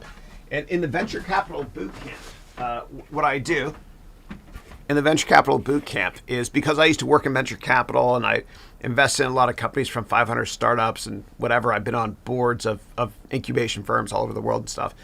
In the Venture Capital Bootcamp, I teach you greatest hits of how it works and how to start a company that's going to succeed, or the probability of succeeding goes up a lot. And I teach you how to raise money as well in this Venture Capital Bootcamp. Check it out. Go to learn.harounventures.com. Sign up for the MBA. There's a 30-day, 100% money-back guarantee. Yeah. And for those of you who already signed up for the MBA, you can fast forward to semester 3, E3-1. Entrepreneurship semester 3, class number 1. And in E3, 1, 2, 3, 4, 5, those 5 classes, 15 hours worth, I talk about the Venture Capital Bootcamp to help you start your company. Okay. All right. And then Mr. Nobody wrote, Chris, let's say a founder exited his company and got a large amount of money. How do you advise him to build his dividend portfolio to live off of? Yeah. It's hard for me to explain that. But in my MBA program, in the finance and accounting lessons, of which there are plenty, I teach you how to invest in all major types of products: stocks, bonds, commodities, real estate, REITs, cryptos, options now, etc. And I teach you how to be diversified from a risk management perspective. Yeah. Okay. And Manas wrote, "Thanks for the info, my mentor. You're a lifeline for all of us." Thank you for being here. I appreciate it, brother. Thank you. And I hope your book called Bonds Before Business is doing well. I have a copy in my my prop room over here. Yeah. Okay. And Manas was talking about my baseball bat earlier. He said, "Hit the ball, oot." That's right. That's how you say oot Okay, Americans on the call. It's not out. Okay, or British out. You're all wrong. It's oot. English was invented in Canada. We all know that. So Canadians don't have the accent. It's the rest of the world. Okay. All right. And dude, my humor doesn't always work. Like I get people that, there's one time I was talking about when you go out to dinner and you're networking to try to get a job. And I mentioned when the bill comes at the end of dinner, what you should say is this: I have alligator hands. I can't find my wallet. Right? You know, alligators can't do push-ups either. Neither can T-Rex. I did that once. Alligator, and people replied with, "I don't understand. Was your wallet made out of alligator skin?" Yeah. Which means I have a communication problem on my end, not yours. Okay. Mr. Nobody said, "Do you hold your assets like stocks under your personal accounts or under some corporation? Isn't holding stocks under a personal account risky because of potential lawsuits?" Yeah. No. If it's your own money, there's no lawsuits if you're managing your own money in stocks, as long as you don't do something illegal like insider information, which means you can go to jail for knowing something the stock market doesn't know, and you make money that way, or even invest and lose money with insider info. Yeah. But when I had my hedge fund, I had an onshore investment vehicle and an offshore. So I registered Haroun. God, I've done so many companies over the years, I can't remember. Haroun Capital in Delaware, because it's like a lot of times you'll see a Delaware registered company, which is a state in the East Coast of the U.S. People register in Delaware because it's a lot cheaper, because when the country was founded 8 million years ago, many years ago, a lot of lawyers were there in Delaware and they had to crank out legal documents for cheap. I also had an offshore vehicle with my own board of directors in the British Virgin Islands. But all that stuff I just mentioned, those two vehicles, the master feeder that fed into the Haroun LLC umbrella company, that's all registered as well, so that I can't get sued, right? Unless I do something criminal. Yeah. Which I've never been caught for, which I've never done. Yeah. And then Raymond said, "Wow, what a memory." Yes, that is me. Very cool, Raymond. Thank you. I remember you well. Yeah, I even remember giving you the Blue Yeti in your hand, and you were looking at the microphone prop I had. Yeah. Thank you so much for that hat as well. Appreciate it. And my son Andrew is a New York Yankees fan as well. And I remember we did a follow-up call, and I told you about the best baseball movie ever called 61, which was on HBO. Billy Crystal made it years ago with Babe Ruth. Actually, no, it wasn't Babe Ruth. Sorry, it was about Mickey Mantle and Roger Maris when Roger Maris got 61 homers. Great movie. Love that movie. Yeah. And then Sadiq said, "Oh yeah, how can I forget that? You shared earlier about you being from Egypt." Yeah. My dad's from Sohag, a small town a couple hours south of Cairo. And what he did actually was, in 1967, there was this moronic war against Israel, and my dad didn't want to fight in it. And so he bribed an army official in 1967 to fail his eye physical, and then he left for Canada. He left. And he tried to get in the U.S., but it was hard to get in the U.S. back then. And actually what happened was, when I was a baby, I was born in 1972, 8 million years ago in Canada, in London, Ontario. And they named London, England after London, Ontario, of course. But when I was a baby, we were going to move to Texas. And I love Texas. You know, the tax rate is low. A lot of the politics I love. I wish they could bring it to the left coast here, where I live in California. We were going to move. And then my dad and mom decided not to, because the Vietnam War at the time. They were worried. They were like, well, what happens if our kids get older and they get drafted? But my dad got his license in Texas too, but he never moved. Okay. Next up, Rajesh wrote, "Thanks for answering the question about the VIX. I learned a new thing today." Awesome. And I teach a lot more about that, obviously, in the options course coming out soon. It's almost done. And God bless you, Doug and Matt, who are my editors working with me. They're working around the clock. They're doing a great job. Yeah. All right. Next up, I got Zorlina, who's saying, back to the video. Sure. The one I'm after is professionally done. First, we see you. Then the drone back up and shows you on top of the lighthouse, I believe. Oh, yeah. That one. That's right. Yeah. So that was over in the Czech Republic. And so I've flown to the Czech Republic a couple times. To Prague to record my videos. Yeah, That was in the Czech Republic. And you can check that out if you want to. The video, just do a search for the video trailer for 101 crucial lessons they don't teach you in business school. And we rented a mini Eiffel Tower there as well. Yeah, and so if you go to my YouTube page, just do a search for 101 crucial lessons, and you'll find the video there. Yeah, thank you. That was fun. And it was interesting because there's one video we recorded with a drone, and the production crew is great. It's the same crew that does Morgan Freeman's movies. They also did my complete presentation video at in front of the San Francisco Golden Gate Bridge. But what happened was we were in Prague, and I was standing on this bridge, beautiful bridges in Prague, right, Czech Republic. And the drone came up to me, and we were recording it. And I was going to say something along the lines of when you take this course, even the sky is not the limits. And then the drone was supposed to fly up. And the drone stopped working because it was close to a government building. And that was back a couple of years ago. And so drones don't work when it gets close to when they get close to government buildings or public places now. It's within the software. And I think it's only a matter of time till all drones are illegal. I think what's going to happen is some terrible Tom Clancy type Sum of All Fears event will occur, a threat of it, and then those make them illegal. It's deadly. It's deadly, yeah. And even there's a very large baseball stadium here, and people know about this, here in the Bay Area. And they have a massive drone that's hidden. Not a small drone, but a big one with lots of props, propellers. And what it can do is, God forbid, they're ready. They can take the drone, right? It's owned by the stadium. Fly above the stadium, throw a big spider web around another drone, and fly it out freaking fast to the Pacific Ocean. Yeah. But I do think that it's a matter of time till these things are illegal. Yeah. Okay. All right, next up, Rajesh wrote, best live I've ever came across. Never saw someone tread live on my treadmill. That's right. Yeah. It's fun, man. I tell you. Yeah. Biohacking. Yeah. I'm trying to fix my posture too. And you'll see it in this side angle here with my awful Sopranos hairstyle, which I'm getting a haircut tomorrow.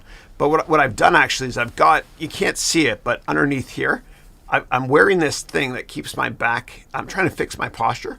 Right, so I'm wearing this thing here that fixes my posture, and I believe you can fix it, because the problem is I've been typing for years and it's hard, but it's underneath here. I've got these things I'm wearing underneath. Yeah. Trying to fix it, and with my kids, they'll be on their iPhone sometimes, and I'll go to them, sit up, and I'm one to talk, and I tell my kids, always pretend you have like a grapefruit here whenever you're typing on these things. Yeah, trying to get my posture back, and that's why I got this device here as well, right? My desk broke, the one that goes up and down, so I've got this just for now at least, so my back doesn't get messed up. Trying to fix it. Continuous improvement always. And I've got a new desk coming. I just ordered, which is actually 80 inches wide, and it goes up and down. It's badass. I'm a nerd. I can't wait for it. Yeah, but like everything else in the world, there are supply limitations. Yeah. Okay. All right. Next up, Setapal wrote, got it, sir. Thank you. You're most welcome. Chris, please. Felipe, how are you? Felipe wrote, I know how to design software and apps, and I have amazing ideas. I don't have contacts in the tech industry. What should I do? Yeah. So in my MBA program, I teach you how to network on steroids. And if there's a single person that works at a tech company that is from your hometown or went to your school, I teach you exactly how to reach out to them and set up networking meetings with them. It works incredibly well. It does. It works to the extent that one of my students, actually a bunch of my students have gotten jobs that way this year. And let me show you, actually. I want to brag about my students. I love them so much. I'm going to stop focusing on my stuff and focus on more so on my students. So give me a second. Let me actually go and open up something here. Okay, so this here was, here. So what I did was I gave this presentation yesterday, and this is for my silver MBA students. It's the first time we're trying to sell the next year's program. They get first dibs, obviously. But let me show you a couple of student stories. And you all saw me open PowerPoint there, right? Hold on a second. I'll try again. I've got 8 million applications open. We'll try it again. PowerPoint. And I'll show you some student success stories. Oh, it's trying to open the other version. That's why. Because I've got Windows on this computer as well through Parallels. Yeah. All right. So while that's trying to load here, I'll look at other questions. Okay. All right. Next up, I've got, and I don't know why. Check this. I'm such a nerd. I have like look how much space I have here. Okay. I got tons. Let's go here to about this Mac. And dude, I pushed this thing hard. About this Mac. It's still trying to open this up here. It's not working, unfortunately. I have to reboot. But maybe what I'll do next week is I'll show you a bunch of student success stories. Oh, this is killing me. There we go. Okay, so about this Mac. Here we go. So I've got memory. I've got 1.5 terabytes of memory here installed, and it's still not working. So I'm going to try to force quit PowerPoint, and I want to show you some student success stories really quickly. I know I'm playing with fire here. All right, hold on. So I'm going to try it again. PowerPoint. Double click. If this doesn't work, I'll show you next week. But I want to show you some student success stories. All right, screw it. I'm going to go back to taking other questions. PowerPoint won't load here. Okay. All right. Next up, President Scroob wrote, "Hey Chris, I love your content. Thank you, Mr. President. I noticed you said you're into biohacking. You should check out Ben Greenfield if you haven't already. He has great content as well. I will. Thank you. I will. Yeah. My go-to guy has been the founder of Bulletproof. Some dude from Vancouver, and I've been drinking Bulletproof coffee every day for 5 or 6 years now. Also, there's Ray Kurzweil. And Ray Kurzweil is actually he's the head of engineering at Google, and he does a lot of biohacking stuff and talks about life extension. Yeah. Okay. Next up, Wet Trunks 123 wrote here, "Hey Chris, I recently finished your financial modeling and valuations course on Udemy. Amazing stuff, man. Easy to understand. Thanks for it, man. You're most welcome. Thank you. Okay. And I got a D in accounting. Remember that. I had to relearn it so I could teach it better. Yeah. Okay. And Alex wrote, "Hey Chris, I'm interviewing with a partner at the Big Four on M&A due diligence jobs." And for those who are not familiar with the Big Four, it refers to big accounting firms like Deloitte, KPMG, etc. And then you wrote here, "I had 3 years of relevant work experience, but I was a non-accounting major. This could hurt me. What should I say?"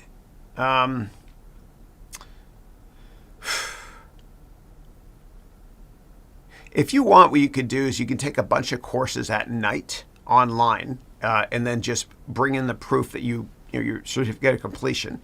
That might help you as well. What you might also want to do is you might want to bring a couple of props, and those props can be one-page write-ups on an M&A deal that you analyzed. Also, bring your laptop and have a financial model on it that you've created using the mini templates I give you, frameworks. And you can walk through that. And let me I've got a little prop here. So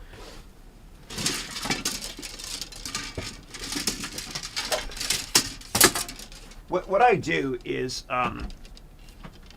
I give you a ton of props in my MBA program, right? A ton of different props and every type of template you can possibly think of. And I call them arrows in your quiver, so to speak, so that you're armed and ready for any situation when it comes to an interview.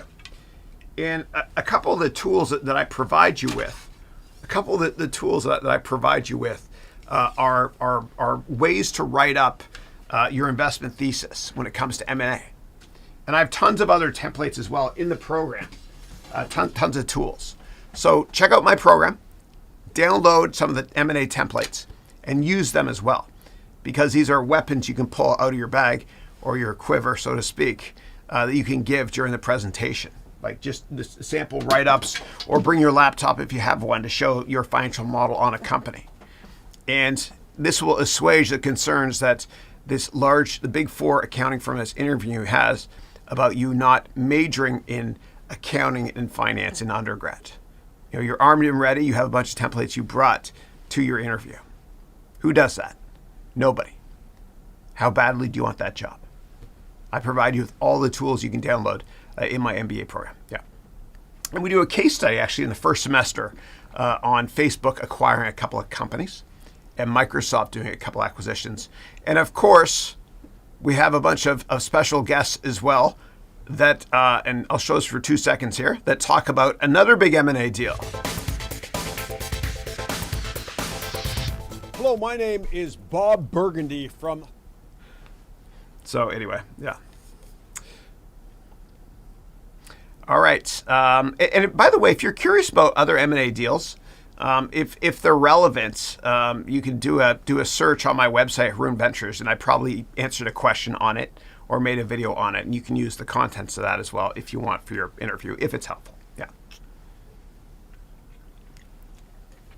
Mike Flynn, how are you? Mike wrote, hey, Chris, thanks for the webcast. You're most welcome. Good to see you again. Very informative and entertaining. Thank you. Laugh at me, folks, not with me, always. I will do whatever it takes to make my students learn. That's why I have tons of props as well. And when you were younger and you went to school, you don't remember what the teacher said, but you remember the props that people brought in for show and tell. That's what I'm trying to do here. Okay. So Mike asked, what are your thoughts on investing in artwork as a long or short-term investment? Yeah, it has to be very, very long-term. And if you're going to do it, make sure, obviously, if it's prints you're buying, which I've done a lot of, make sure you understand the supply. So print number 1 out of 20, whatever it might be. And I own a ton of art, especially MLB art, baseball art, from the Topps Corporation. You got to understand the underlying supply, the supply metrics. And what you can also do is you can go to eBay and do a search on art that has been sold by the artist you're looking at buying. Okay, and look at which ones have sold, not ones that are up for auction, which ones that have sold. And don't just look for one data point, look for multiple, because one data point doesn't make a trend. And this will help you understand how the market is valuing the art from that person that painted that painting or whatever it might be. Yeah, but it's something you got to own for a long time. And I bought a Picasso. Anybody can buy a Picasso. Picasso that's with colors, those are expensive. But if you buy the Matador, the black and white ink one, you can get it for a couple $100 because Picasso made hundreds of those every single day for a few decades back in the 50s and 60s before he died in the 70s. Yeah. Okay. Andre, how are you, buddy?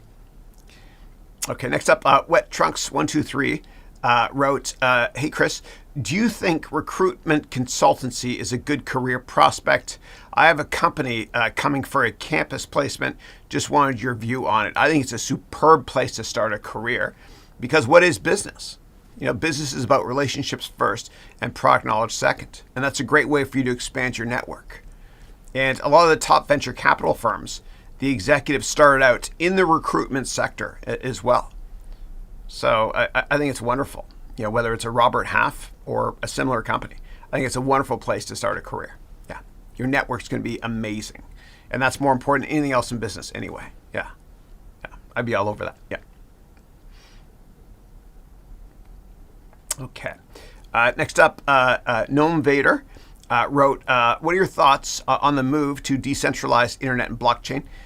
This country guarantees freedom of speech. Unfortunately, I'm seeing these rights being canceled and censored. Yeah, I hear you. Yeah. And one of the things I love about this country, United States, and look, we have a lot of problems here too, is that we do have freedom of speech. And even when it comes to the anti-vaxxers, so for me, I'm vaccinated. My whole family is with the Pfizer. I got my 2 shots. But I respect people that refuse to get vaccinated as long as they're not sick and around other people and make other people ill. If they want to work from home, that's cool. They have that right to do so. What I do worry about in general is how many countries are taking away rights because of COVID. And governments usually, when they get more power, they don't want to give it up. And a year ago, when COVID first hit, a year and a half ago, I had a lot of students that I did one-on-ones with in my Platinum MBA program. And they told me, in many countries, they told me, Chris, it's terrible. We go outside to get a loaf of bread or something, and the police beat us, or military beats us for being outdoors. I worry that people are not going to get their freedoms back after COVID is done. I worry a lot. And that's why I don't mind that here in the United States, there are people that are standing up to the government that don't believe in getting vaccinated. You know, they have every right to work from home if they want to. But I worry about freedoms being taken away. I do. And you know, my whole life, all 50 years in this wonderful planet, the whole world's been moving from left-wing communism to right-wing. You know, like back in the 70s when I was a baby, President Richard Nixon, remember that guy? I'm not a criminal. President Richard Nixon, he went to China to open up the market. And then Ronald Reagan, who's my hero, and is the reason why I'm in the United States. I grew up in Canada, and I loved Reagan in the 80s, standing up to Russia and communist filth. And so the whole world was getting more and more, a little bit farther away from the left wing, right? Soviet Union crumbled in the late 80s, early 90s, which is a beautiful thing. Freedom of the individual started becoming more prevalent in many countries. And then what happened was COVID. And since COVID has started, the freedoms that people have been taken away slowly, right? Slowly. In many countries. And, you know, China is now moving back towards becoming less communist, or less capitalist, more communist. And that scares me. It scares me. And in China, a lot of companies are not too big to fail. They're too big to succeed. And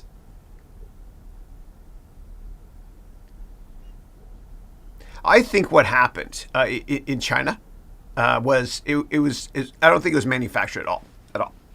I think COVID came from bats or some market, whatever it might be in China. It was obviously accidental. It's terrible.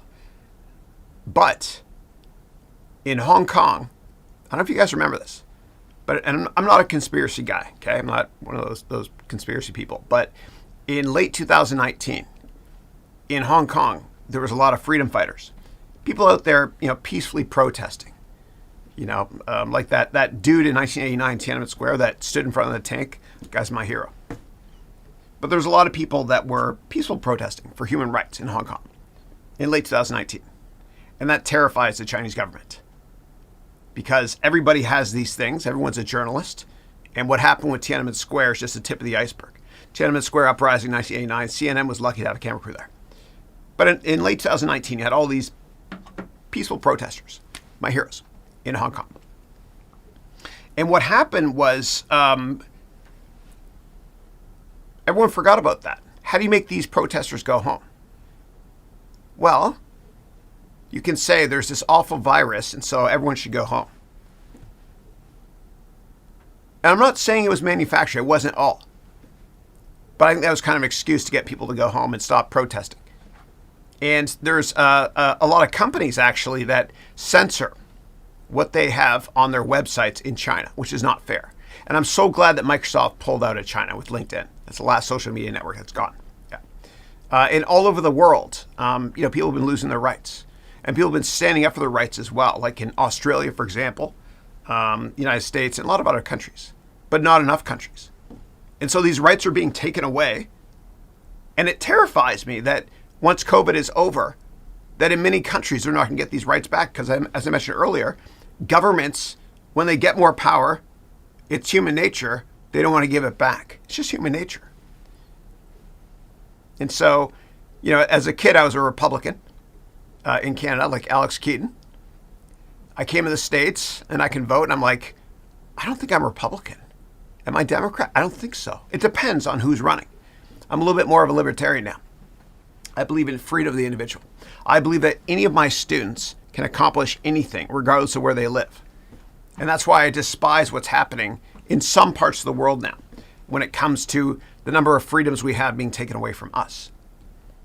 And so once COVID is over, God willing, people stand up for their rights and demand those rights back. if there's curfews, etc. Yeah. So I'm vaccinated again, but I respect all opinions. Yeah. And without differing opinions, I don't think we can progress as a society. Yeah. So anyway. All right, next up, Rajesh wrote, my question is, why are people investing and buying stocks on companies based on some tweets that went viral? And, the CEO of a company is in the streets, etc. Doesn't make sense. Stocks now become like media influence. Yeah. So the way that people consume media now when it comes to investment advice has changed dramatically in the past year and a half because of COVID. A lot of people are using TikTok now for stock advice, which I don't recommend doing. I recommend doing your own research always, okay? And never buy something because of a tweet. I want you to write a detailed investment research report. And in my MBA program, I provide you with, here I go again, plenty of tools or arrows in your quiver, so to speak, every framework possible, so you can do your own investment research. Don't rely on me or anybody in the media when it comes to which stocks to buy. Otherwise, you'll sell at the worst time. I want you to do the research yourself, and I provide you with all the tools. Don't pay for any editorial service either online when it comes to what stocks to buy, because everybody is biased. Everybody's biased, and it's like media-based Darwinism. The people that are at the forefront of the media are really, really good on camera at convincing you of something. They're salespeople, just like any CEO. The reason she or he made it to the top is because they're great salespeople. So always do your own research first, and I provide you with all the tools to do so in my very comprehensive MBA degree program. Okay. Next up, Rajesh wrote, oh my God, even Alexa doesn't hear voices of men. Don't you do that? No. Okay, good. I saw the light was coming on. She was about to say something, but she stopped. Okay. So even Alexa doesn't hear voices of men like most females do. No offense. Okay, I hear you. Okay. Next up, Ishan wrote, what would be your advice for a student doing his graduation? Yeah. So if your question is, what should you do with your life after graduating? What I would do is this. I would write what your perfect life is 10 years from now today. Document all of it. And don't make sure when you document what your perfect life is going to be, meaning goal setting 10 years from now, I don't want you to write down anything that's going to please other people, like your parents or anybody. Just write down stuff that's going to please you. What's your perfect life in 10 years? And once you do that, then you've got a gap, and you can work on filling that gap. It's kind of like what Jeff Bezos did at Amazon for decades. What he did was he had all of his product managers on Kindle, AWS, Prime, etc. He had all of his product managers write a press release today that's going to be released many years in the future. And they give Bezos the press release. And it was a gap analysis. Where are we now? What do we need to accomplish to make that true? And that press release eventually becomes reality and gets issued. Just like your goals in 10 years.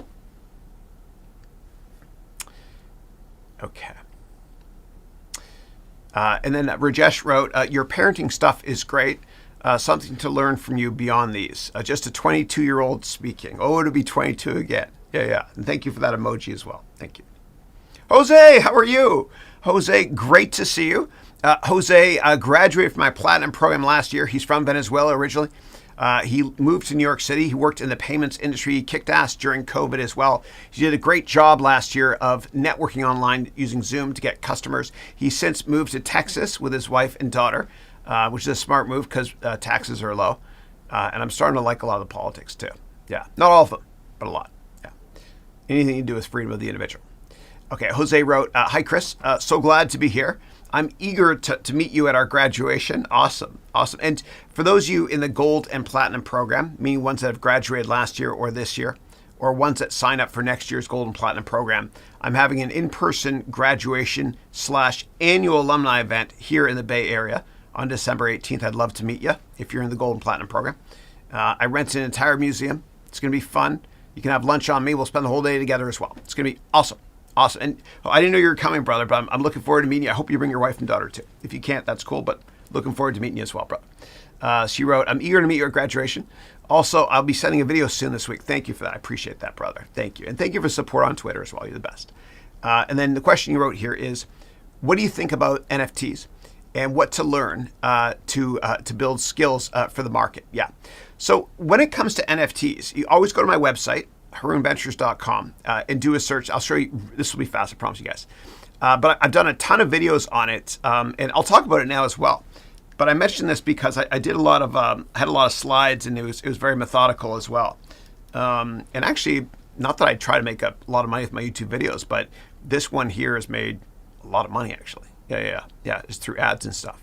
But look at this, tons of questions on NFTs. But the most important one I have though is, and I want you to meet this guy as well. So this here is Peyton Kalawahea.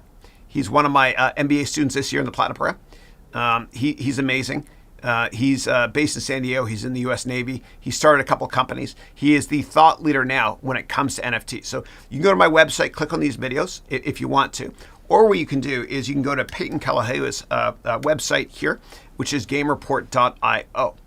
And there's this new paradigm shift, which is blockchain NFT gaming. And this is Peyton's company. He just started this year. It's kicking ass. He is a thought leader in this market as well. And so if you want, reach out to Peyton. He'll spend hours with you over Zoom, brother, and explain it all to you. But like with anything else, when it comes to any new market or investment opportunity, there's a lot of crap out there. Human nature repeats itself, like with dot-com bubble 1.0 in the 90s, when a lot of crappy companies were worth a lot. Or even going back to the 1600s in Holland, when people, paid a ridiculous amount of money for tulip bulbs. We're seeing that with NFTs now. Yeah. So I think if you're going to do it, make sure to invest in NFTs with very, very low supply, and make sure that the supply cannot increase. And the way I'm doing it now is I'm looking into baseball cards because it's something I understand, something I enjoy. Yeah. Okay. Great to see you, man. So good. Put a smile on my face, brother. And Jose wrote, by the way, you look dope in that suit and your haircut is superb. Thanks, dude. I appreciate it. So I'm getting my haircut tomorrow. And for 10 or 20 years, I used to cut my own hair. And I decided to try something different. I don't know what the hell I'm doing. Like when I brush it as well. I look like that guy from The Sopranos. Remember that guy? Yeah. Watch my posture here. Oh, yeah. Thank you. Trying something different. Trying to push the goalpost. Oot. Try something new. Yeah. So wonderful to hear from you, man. I'm looking forward to meet you December 18th too as well, man. I'll give you a big hug. Fuck COVID. I'm hugging you no matter what. You can wear a mask if you want to, and I'll wear a mask too. Yeah. Your family. Okay. Next up, Manas wrote, my mentor, how do you mine Ethereum? Is it legit for India?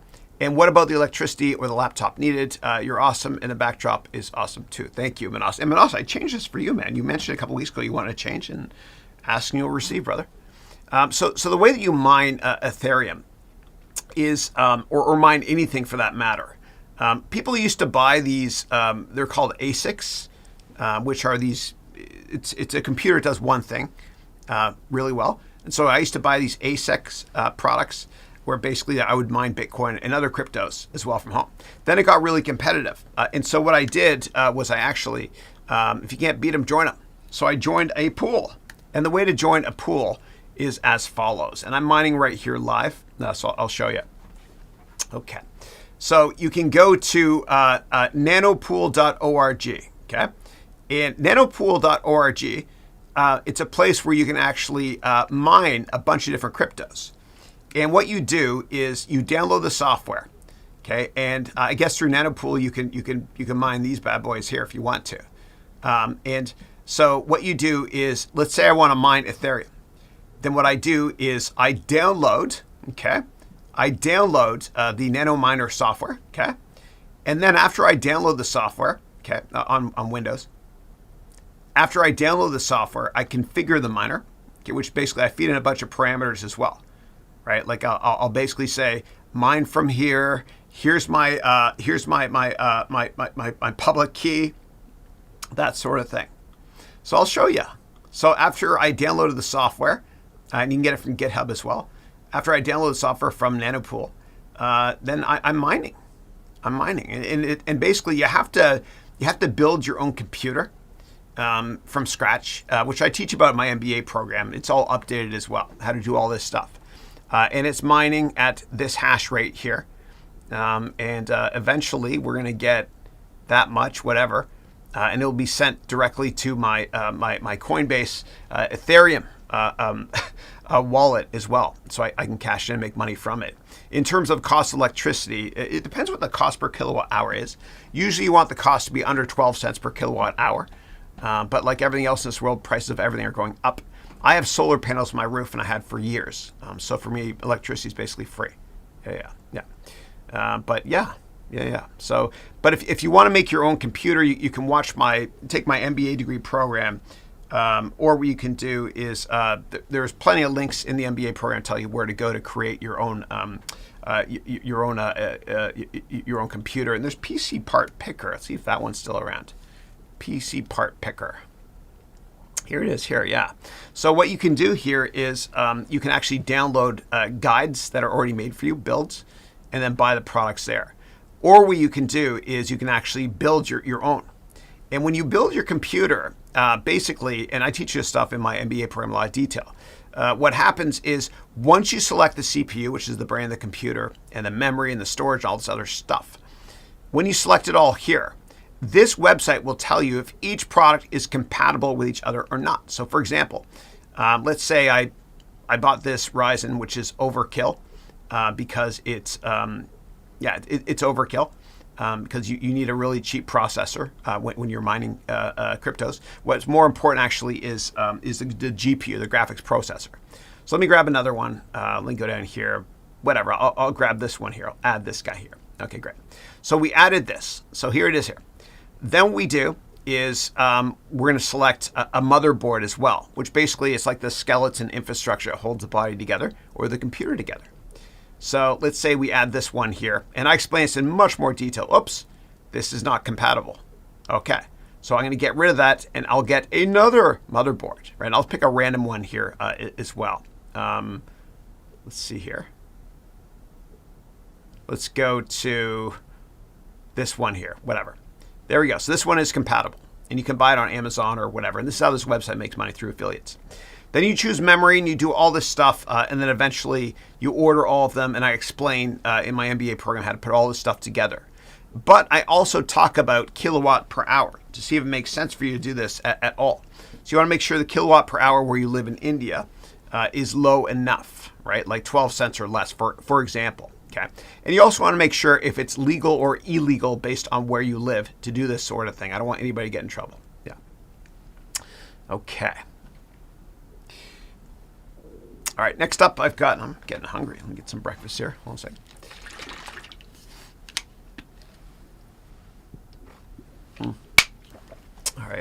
All right, next up, let me get a couple vitamins as well. It's omega and calcium here.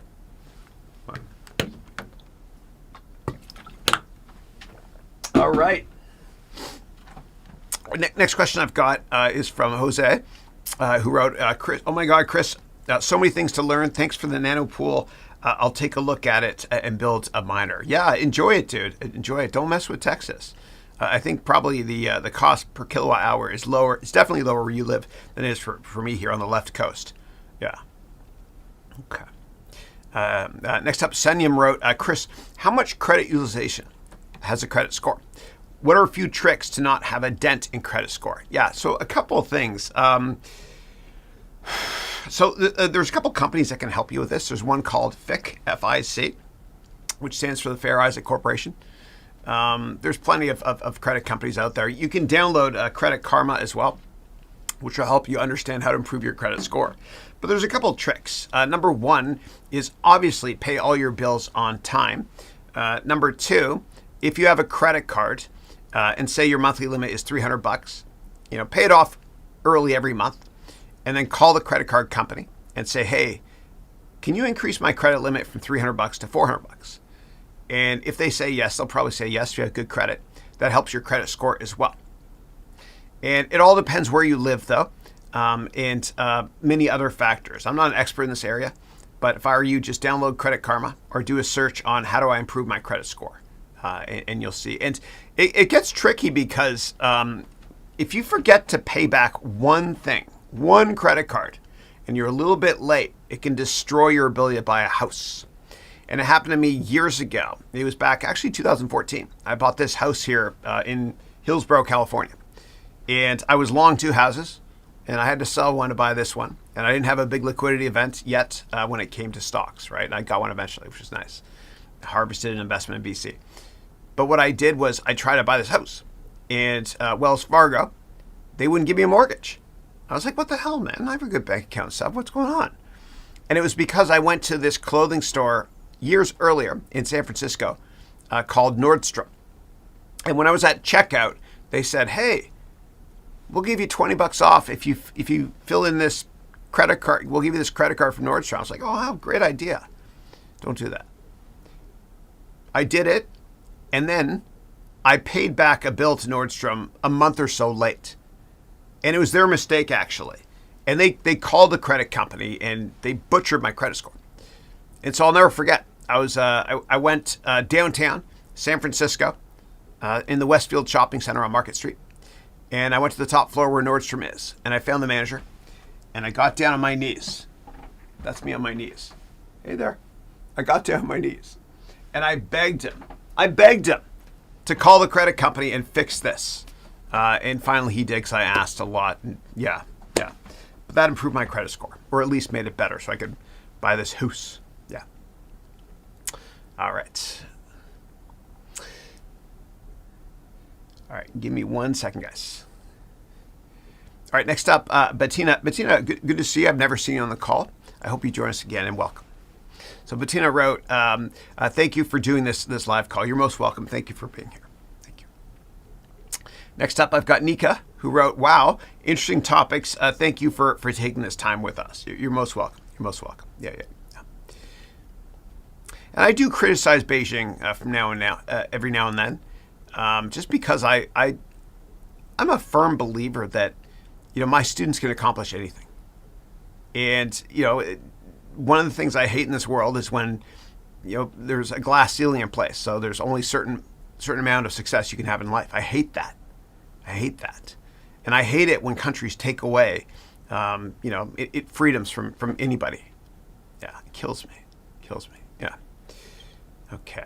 And God bless those that stand up for the rights of others by trying to get us maintain our freedom, so to speak. Even though I don't agree with everybody, especially here in the United States, I don't agree with everybody when they talk about extreme opinions. As long as it's not hurtful, I respect it. Because without freedom of speech, we wouldn't have a democracy. Yeah. Okay. All right. Next up, I got Sadiq, who wrote, how does one monetize the brand or followers on social media? Yeah. So the way I think about social media is it's a free advertising platform. And YouTube is the only gold rush in history where it costs you nothing to make the product. And YouTube is the only gold rush in history where you can get access to trillions or billions, whatever, of potential customers overnight, potentially.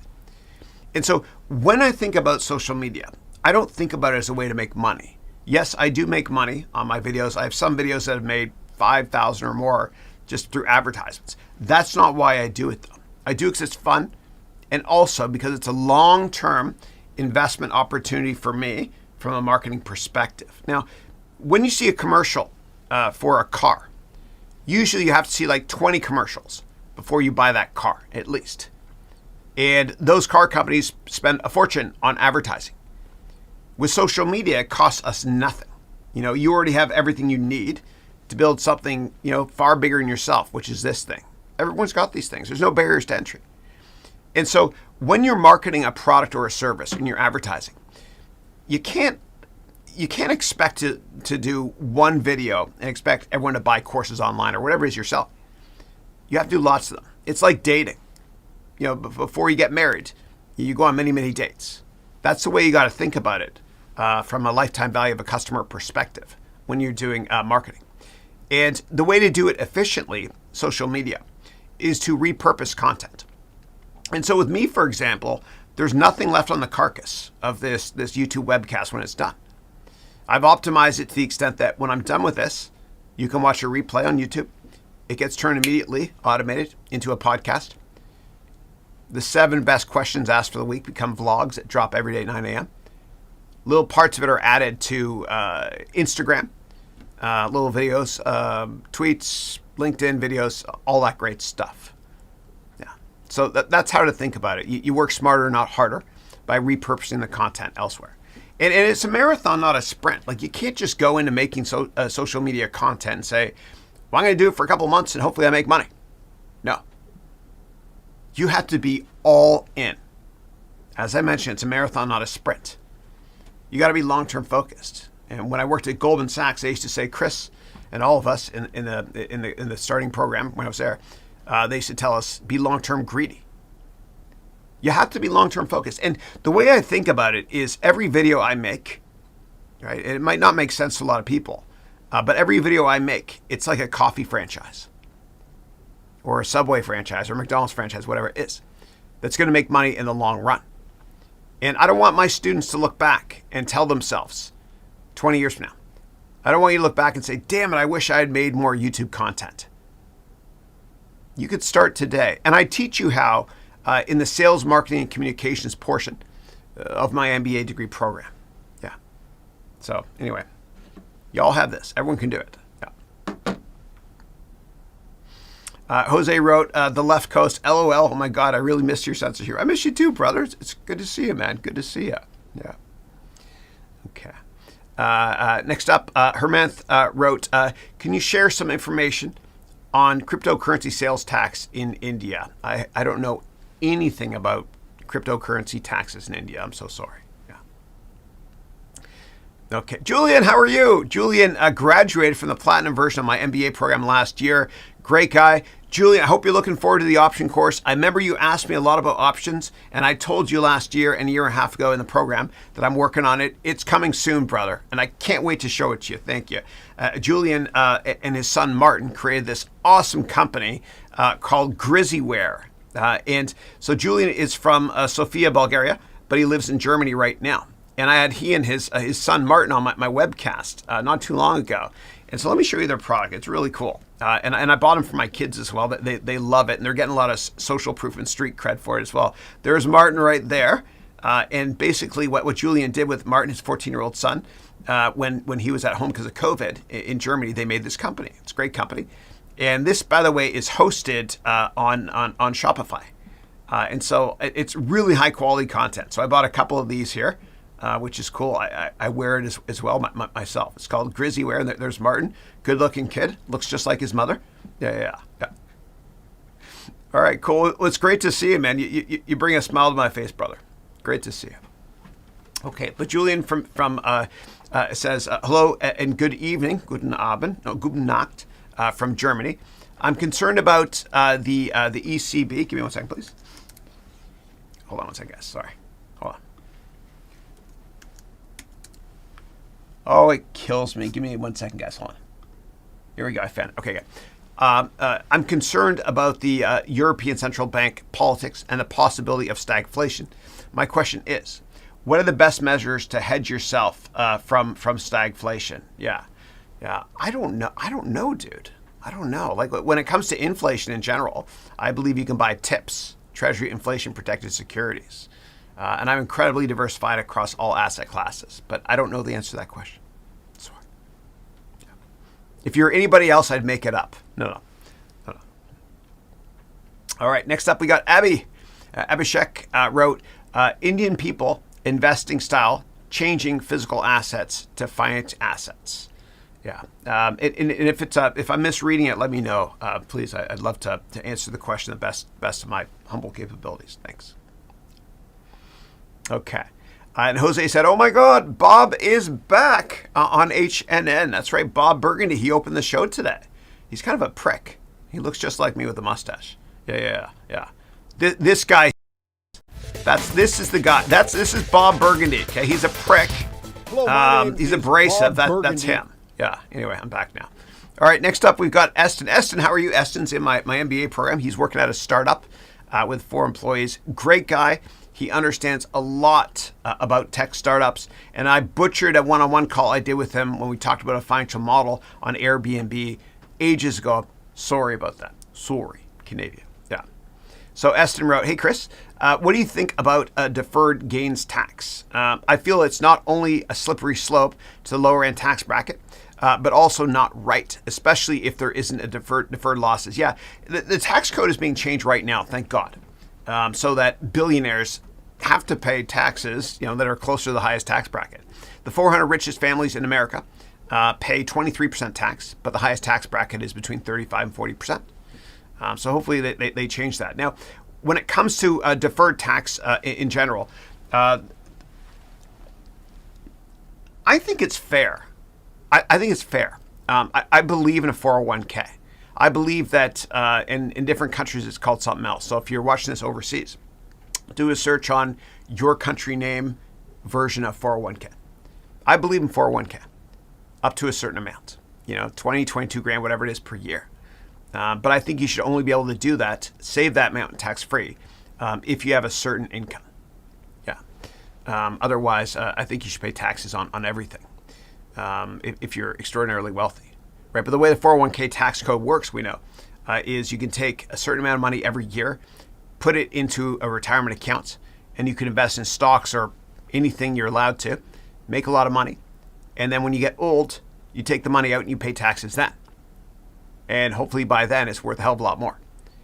So I believe in that. In different countries, it's called different things. In Australia, it's called superannuation or something. In Canada, it's called RRSP, not to be confused with RSVP. There's also another way to save a ton of money is you pay taxes first. And it's similar to a 401k, but it's called a Roth IRA. And what that means is you can put $6,000 every year in your Roth IRA. You pay taxes first. Then it grows tax-free. And when you take out the money anytime you want to in the future, you don't pay taxes. And Peter Thiel is kind of, I don't know if it's right what he did. It's not illegal. But what he did was basically, he took the money, the shares that he owned in PayPal, which he co-founded with Max Levchin. He took the shares in PayPal and Palantir as well, when it was private, and I invested alongside with him in venture capital years ago in that company, Palantir. And he put it in his Roth IRA. So he's got between $5 and $10 billion in Palantir and PayPal stock, which used to be part of eBay. Palantir and PayPal stock in his Roth IRA that he never pays tax. He'll never pay taxes on. I don't think it's fair. And the same thing with Jeff Bezos. In 2007, when Jeff Bezos was certainly a billionaire, then he's a billionaire now, of course. What he did was when he filed taxes, he didn't pay any taxes in 2007. And he filed for $4,000 a dependent tax break for each four of his kids, 16 grand. That's not fair. But it's a tricky situation because, how do you reform the tax code? Well, how do you pay taxes? You pay taxes when you make money on something. So if we make money, we get a salary, we pay taxes, of course. But if you're a billionaire and you don't get a salary, but the stocks you own in your company go up a lot in 1 year, but you don't sell those stocks, then there's no taxable event. I think there should be. If you're worth more than, say, $1 billion. Yeah. And it's something that Congress is arguing about right now. Yeah. All right. Next up, Sarthik wrote, good morning, Chris. Now, this is totally an off-topic question. No worries. But since I see you as a father-like figure, thank you, I wanted to ask that I really have a crush on a girl in my college. How do I impress her? Yeah, wow. Well, you got to learn to dance like Charlton, like Tom Jones. It's not unusual to be loved. Please, somebody tell me you get the reference to the Fresh Prince of Bel-Air. That was the most ridiculous thing I'll ever do, but I don't care. That's fun. I'm kidding. Oh, dude, this is tough. This is tough.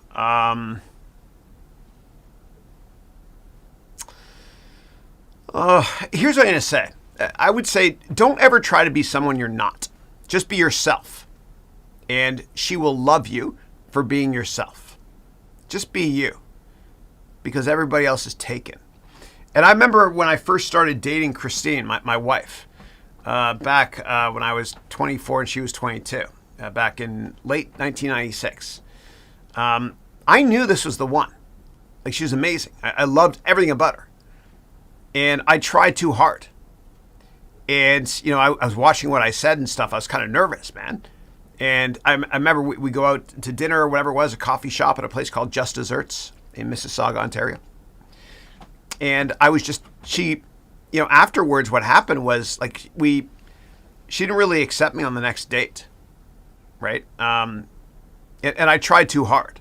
Like, I remember what happened was it was January of 1997, and my company I worked at, Accenture, they sent me down to Barbados to set up an offshore bank for CIBC. CIBC stands for Constantly in Bed with Consultants, by the way. I'm just kidding. And I remember I went down there and I was like, oh my God, I'm being sent away for 3 weeks to Barbados, which is cool. But love of my life, like, what do I do? And so I bought her a dozen red roses.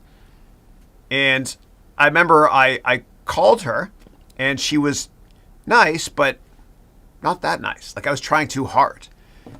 And I remember at the time I was frustrated, and I called my little sisters, and I called my buddy's girlfriends, and I asked for advice. I was like, what do I do? And they said, Chris, two things. Number one, you're trying too hard. And number two, you just be yourself, man. Like, don't try to be someone else. You're not. And so I didn't show that I cared as much, and I was myself, and finally it all worked out. And then in hindsight, I asked Christina, I was like, well, what happened there? Like, we had that great first date and everything, and then afterwards, and she said to me, she said, Chris, I felt like I was in an interview. And, you know, when you finally started just being yourself with your stupid humor, whatever it is, I loved you for that. But I didn't really know who you were when you were trying to be somebody else. And so the bottom line is, I'm telling you, it's easier than you think. Just be yourself. And I don't want you to give a damn what anybody thinks of you. And if she doesn't like you for you being you, then she's not the right one for you. But the probability of her loving you is much higher if you just be yourself. Don't try too hard to be somebody else. Just be you. Just be yourself. I promise you it'll work out great. And in all aspects of business too, if you're just yourself when you're up there presenting, and if you're just yourself when you're meeting with senior executives, and if you're just yourself when you're meeting with potential clients, and if you're just yourself when you're meeting with your colleagues at work, just be you and everything else will fall into place. I promise you. Because as Dr. Seuss said, those who mind don't matter, and those who matter don't mind. Just do you. You be you. And I promise you it'll work out. You're thinking, holy, I asked Chris a yes or no question. He gave me a freaking encyclopedia. Oh, I remember those days, man. I remember, and my buddies that had the best girlfriends always were, they were average looking, whatever. Not that matters, whatever. But they didn't care, right? Like a good friend of mine, Dave Potter, who works actually at Fuller and Taylor. He always had, let me see if I can find him actually. So I haven't seen him in years, good buddy of mine. So Fuller and Taylor is a behavior finance company. And Dick Fuller got a Nobel Prize award recently, actually, for behavioral finance. But Fuller and Thaler. Let me show you. David, his name is David Potter, my friend. And David had always had the most perfect girlfriends. Sorry, Dave, I didn't mean that. So he's at Fuller and Taylor. Yeah. Great guy. Yeah. But Dave always had the most perfect girlfriends, always, in every aspect. Smart, funny, beautiful, and the reason why, that's a dope website. Nice, Dave. The reason why is because he was just himself. He's a funny guy. And by the way, this fund here, Fuller and Taylor, they invest based on insider buying, which is publicly disclosed. So if CEOs and senior executives buy a lot of stock in a company, they buy stock as well, right? And they've kicked ass. There's Dick Fuller. Here's Dave Potter. But Dave always had like the most perfect girlfriends, like every aspect, because he was just himself, just funny and didn't care. He didn't give a damn, in a good way. A little walk down memory lane. So I'm just telling you as well, just you do you, you be you, and everything else will fall into place in all aspects of your life. And I'm not telling you to work harder. I'm telling you to work smarter and not as hard, and just be yourself. It's easier that way. I want you to stop caring what anybody thinks of you in all aspects of your life, so you can live in the moment and enjoy today. And as Sir Winston Churchill once said, he said, I once met a man who on his deathbed talked about all the worries he had in his life, none of which came true. Stop worrying about what other people think of you. All right. And Sarthak, let me know, man, how it goes. See if you can get the date. Yeah.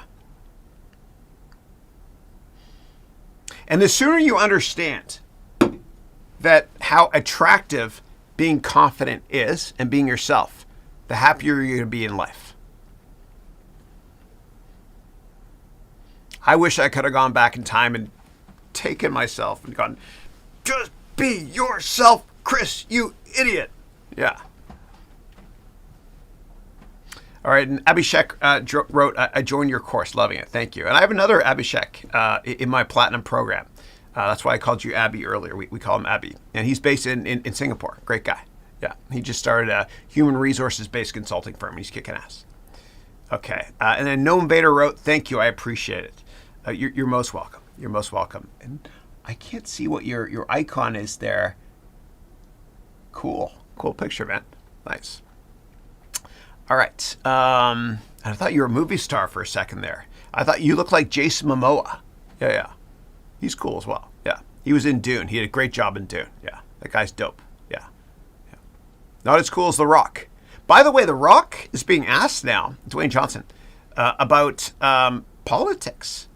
He was interviewed by Vanity Fair, which is way too left-wing for me, that magazine. But I love the interview with him. And he was asked, would you run for president?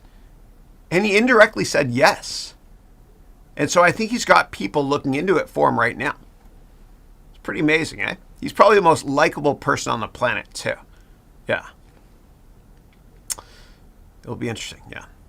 And that guy, like Dwayne Johnson, he once said this, and he's been arrested, he's been in jail, he had a troubled youth, but I love turnaround stories. You know, I love people that are poor, smart, and hungry. Those are my favorite students, by the way. But he once said, if you got your back against the wall, there's only one way to move. All right. Next up, Senium wrote, what is your opinion on billionaire taxes in consideration in the United States? Look, I'm definitely a capitalist. Y'all know that. I'm a libertarian, probably. I vote Republican, I vote Democrat, depends on who the person is. And if I don't like either, I don't vote. But I do think that it's a little bit ridiculous that, billionaires don't pay the highest tax bracket. Warren Buffett, on a normalized tax basis, paid 0.5% tax every year for 5 years. It's not fair. I think they should all pay higher taxes. I do. All right. And then MT wrote, billionaires might leave the country if taxed, correct? ? They could. Yeah. It'll be interesting. Well, I don't know. Like they live under this beautiful blanket of freedom called America. And there should be some sort of patriotic duty to give back as well. Because without this, and yeah, they work their asses off to get to where they are, but without this beautiful system on this country they live in, they wouldn't be as successful as they are. Sure, they can leave if they want to. And I think people like Peter Thiel one day, I don't know anything, but I wouldn't be surprised if Peter Thiel, who's a libertarian, I respect him, he's a smart guy, he's done well. Peter Thiel is a libertarian. I wouldn't be surprised if he thought about one day building an island and making that his country. But if you do that, who's going to protect you? Yeah. I don't know. It's a conundrum, though, MT. That's a great point. There's a threat of people leaving the country. Yeah. Yeah. I don't know the answer to that. We'll see what happens. Maybe Elon would be the first. Elon's moving to Texas. He used to actually live around the corner here. He sold his house here. He has 8 million houses. I have nothing. Yeah. Okay. And actually, Serena Williams used to live around the corner as well from us here. She was here for just 6 months or so. And her husband was the founder of Reddit. It's going to have a nice IPO soon. Yeah. Okay.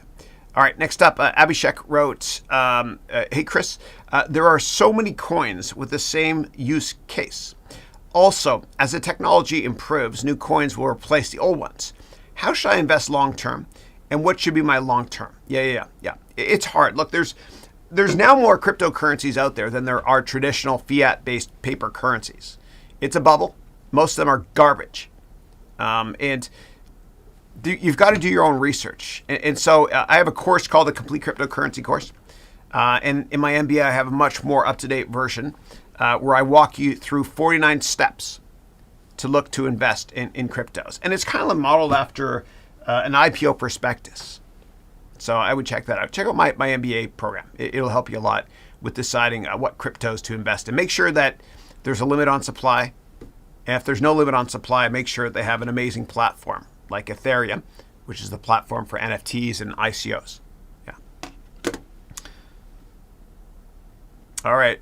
Jose wrote, "Oh my God, Chris, so many things to learn. Thanks for Nanopool. I'll take a look at it and build a miner." Yeah, and hopefully that the taxes or the cost per kilowatt hour where you are in Texas is cheap enough that it makes sense to do that. Yeah. So before looking into making a crypto computer, always go and find out what your cost per kilowatt hour is, and hopefully it's below 12 or 13 cents per kilowatt hour. If not, it might not be worth your time. Yeah, unless the value of certain cryptos are much, much higher. Yeah. All right. Next up, Senium wrote, "Chris, how much credit utilization hits a credit?" Okay, you asked about this earlier. Yeah. Okay, thank you. And you're most welcome, Bettina. Yeah. Nika, you're most welcome. You're most welcome. Okay. I think I made a mistake. I told you guys you already asked that question, but I actually went up here and I just reread another question. Give me 1 second, guys. I gotta scroll down. Hold on 1 second, guys. Here. All right. All right. So I'm up to Nika, who wrote, "You're an absolute wealth of knowledge." Thank you. I appreciate it. I hope this is okay to ask here. If not, apologies. I have a question about staying protected while creating content for YouTube below. And then you paste it right here. "I have plans to start a YouTube channel providing entertainment to children. It's an LLC setup. LLC means Limited Liability Corporation. I'm considering media insurance to stay protected. What's your experience and knowledge? What are your thoughts?" Yeah. So YouTube has a new policy now, so that whenever you make a video that involves kids, there's a checkbox you have to check. And I'll show you what it looks like. Now, in terms of a lawyer, what I want you to do is I want you to go to LegalZoom.com and talk to a lawyer here, please. Okay, so LegalZoom. And if you're in a different country, just do a search on what is the country name equivalent of LegalZoom where you live. And then what you'll do is you'll talk to a business formation lawyer so they can create an LLC for you to limit your liabilities. Okay. Now, let me go back over here and show you within YouTube here. What I'm doing is I'm about to publish a video here. It's 4K. Let me turn monetization off, but I want to show you where we've got where it asks about kids. It's here somewhere. All right, hold on a second. So here's everything you look at before uploading a video. Okay. And let's see here. Hold on 1 second.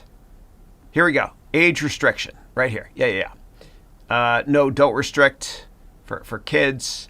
But there's somewhere else they just added for children. It's down here. Hold on 1 second. This thing is damn long now. Language certification, rewarding date, license distribution, category, comments, and ratings. It's here somewhere. Maybe it's kids. Let me do a search for the word kids. Here we go. Here it is. Yeah, right here. This is where you select more details about it, that sort of thing. All right, and here's visibility, and I'm going to hit publish on this. This video here is actually save. This is 4K, a 4K video I just made. Yeah. So I'm just going to bookmark this one so I can come back to this later for my team. Yeah. So I'll pause that. Yeah. Great. 4K. Hopefully it worked. Good. It worked in 4K. Awesome. Cool. And I'll come back to that later. Let me pause that so I don't chew up memory. Go back over here. All right. All right, next up, Hemanth Venkatesh wrote, thank you so much for sharing your valued knowledge, Chris. Love from Bangalore, India. Thank you. And love right back to you as well. Thank you.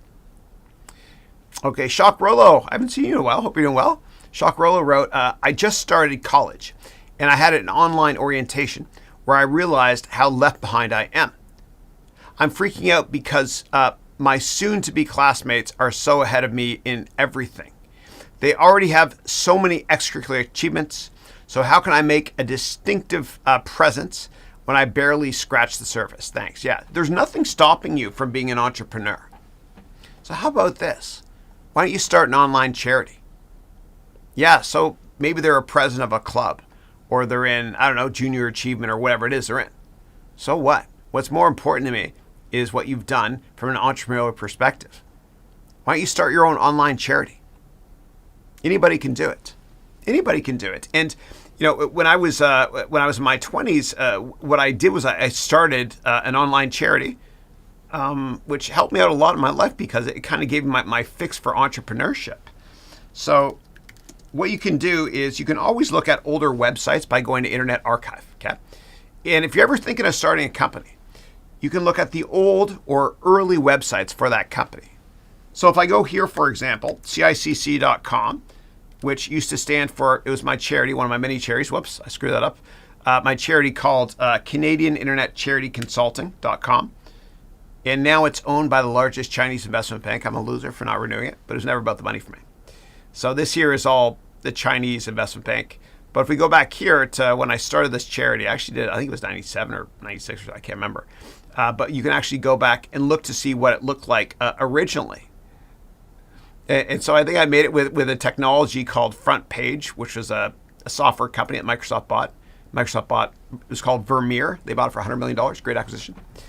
And all right, maybe later, whatever that means. And I remember here, this, this was JavaScript. And this was a big deal at the time. I was like, oh, look at me. I can make a little pop-up box here in JavaScript. But this is what it looked like. And what I did was I offered high-quality web design and implementation at no cost to Canadian charities in my 20s. And so you could start something like this. There's no barriers to entry. And I remember I did it for like 12. I had 12 clients that I did on the side when I worked at Accenture. And you can click here and you can see I had Youth Without Shelter, the YMCA, and tons of others. Inner City Angels, Robert Land Academy, the Association of Neurologically Disabled, all this great stuff. Yeah. This is how I did. I remember that. Yeah. And I remember over here I had these little, that was fun, man. 8 million years ago. Yeah.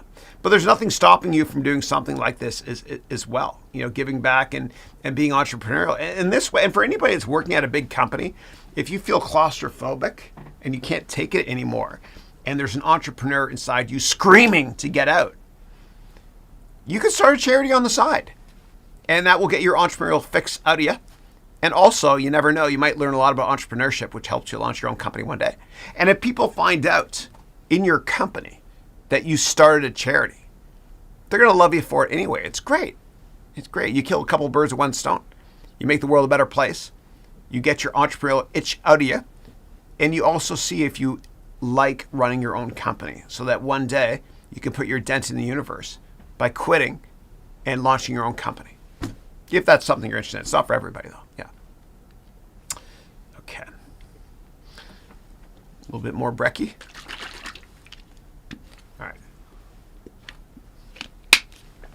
All right. All right. Let me see here. Give me 1 second, guys. Okay. And if you're getting value out of this call, please click the like button. My marketing team asked me to do that. So please click like if you like, if it's helpful. You know what I'm talking about. Yeah, okay. Okay. I love you, marketing team. All right. All right. Next up, as Ian wrote, how do you research cryptocurrency tokens? Yeah.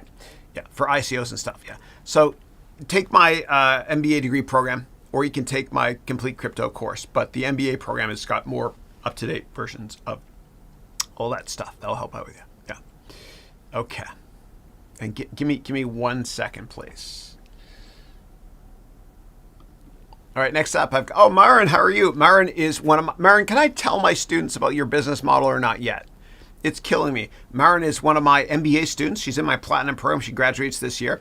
She lives in the United Kingdom. She's a pharmacist. She has 8 million degrees as well. Very well educated, incredibly well spoken. And actually next year, we're breaking ground on our next school, which is going to be in Kenya in honor of her mother, Leah, who's watching and is so proud of you right now. Yeah, and she's got a couple of companies she's starting. Yeah. And I'm going to interview her when she lets me, when her product is ready, on my weekly webcast. And her company is going to be a giant, and you inspire me. Yeah. All right, next up, Kumaresan said, how do I approach a bank manager for education? Yeah. And then it looks like you said, and something else, and I don't see a follow-up. Yeah. So before doing that, what I would do is, depending on what country you're in, I would do a search online for government-sponsored education grants or government-sponsored education loans, like Sally Mae, for example, that sort of thing, to see if you can do it that way. And then also what I would do is get into the school first, and then call the school up and see if there are scholarship opportunities from the school or from alumni. And after you've exhausted all those things I just talked about, then go to the bank manager and ask them. And they're approached all the time about this sort of thing. Yeah. And just listen. Just say, do you have loans for students? Just listen to what they have to say. You don't have to commit right away. And then if you want, what you can do is tell me next week, and I'll tell you the next step. Yeah, if you want. Yeah. All right. Next up, John Armando retyped something. I guess I missed something. Sorry. So John wrote, hi, Chris. On the topic of biohacks, have you heard of Dr. Eric Berg on YouTube? I have not yet, sorry. He's an expert in natural medicine and keto. Keto, I guess, means low carbs, yeah. The keto diet. He has tons of videos, even on bulletproof coffee. He's changed a lot of lives. I'll check it out. Thank you. Let me do a little screen print here. Command-Shift-4. Screen print done. Cool. Thank you. I appreciate that. Okay. Next up, I've got, Peyton is here again. Peyton, how are you, brother? Good to see you, man. Good to see you. I talked about you before. I showed your website, which is thegamereport.io. Gamereport.io. Know that at the beginning. And Peyton Kalawahea is one of my amazing platinum students. He just flew back from Okinawa. He's back in San Diego. He's in the United States Navy, surface warfare. It's just cool to say that, sorry. And he started a couple companies on the side as well. He's a great guy, and he inspires me a lot. And he was on this webcast, many of you might remember, several weeks ago when he was interviewed about NFT and blockchain gaming. Go to gamereport.io to check out Peyton's website. The only things I promote are my students. Okay. And Sarlik is smiling. You got the reference. Thank you. Okay, good. Okay. All right. Next up, President Scroob said, what are your thoughts on the Roth 401k? And it's so interesting because I talked about this earlier. It's a great deal, and you should only do it if you think, and let me explain what it means. So a Roth 401, a Roth retirement account, Roth IRA, it basically means you can put $6,000 each year and save it, and you pay taxes first. Then you put it into your Roth IRA account. So it grows tax-free, and when that money's worth a fortune later in life and you take it out, you don't pay taxes then. So there's a couple reasons why you would want to do this. Number one, if you think taxes are going to go up a lot in the future, in the near future, then a Roth IRA makes sense. If you think that your own taxes are going to go up big time in many years, a Roth IRA makes sense. Now, if you have your own company, if you own more than 50% of your own company, you cannot put that in your Roth IRA. If like Peter Thiel, the way he did it when he co-founded PayPal with Max Levchin, and when he invested in Palantir, he was not the majority shareholder. Although he did have, it's kind of a fine line because he was the CEO of PayPal, so he had a lot more sway than you think, right? And that's part of the controversy now. I don't think he did anything wrong at all. But anyway, that's something to look into. Yeah. Okay, next up, Sadiq wrote, the harsh reality is the salaried people pay the most taxes. Yeah, it's not fair. It's not fair. But the reason is because of this. So the way it works is you pay taxes if you make money, income, right? It's a taxable event. Money exchanges hands. You get it. You pay taxes.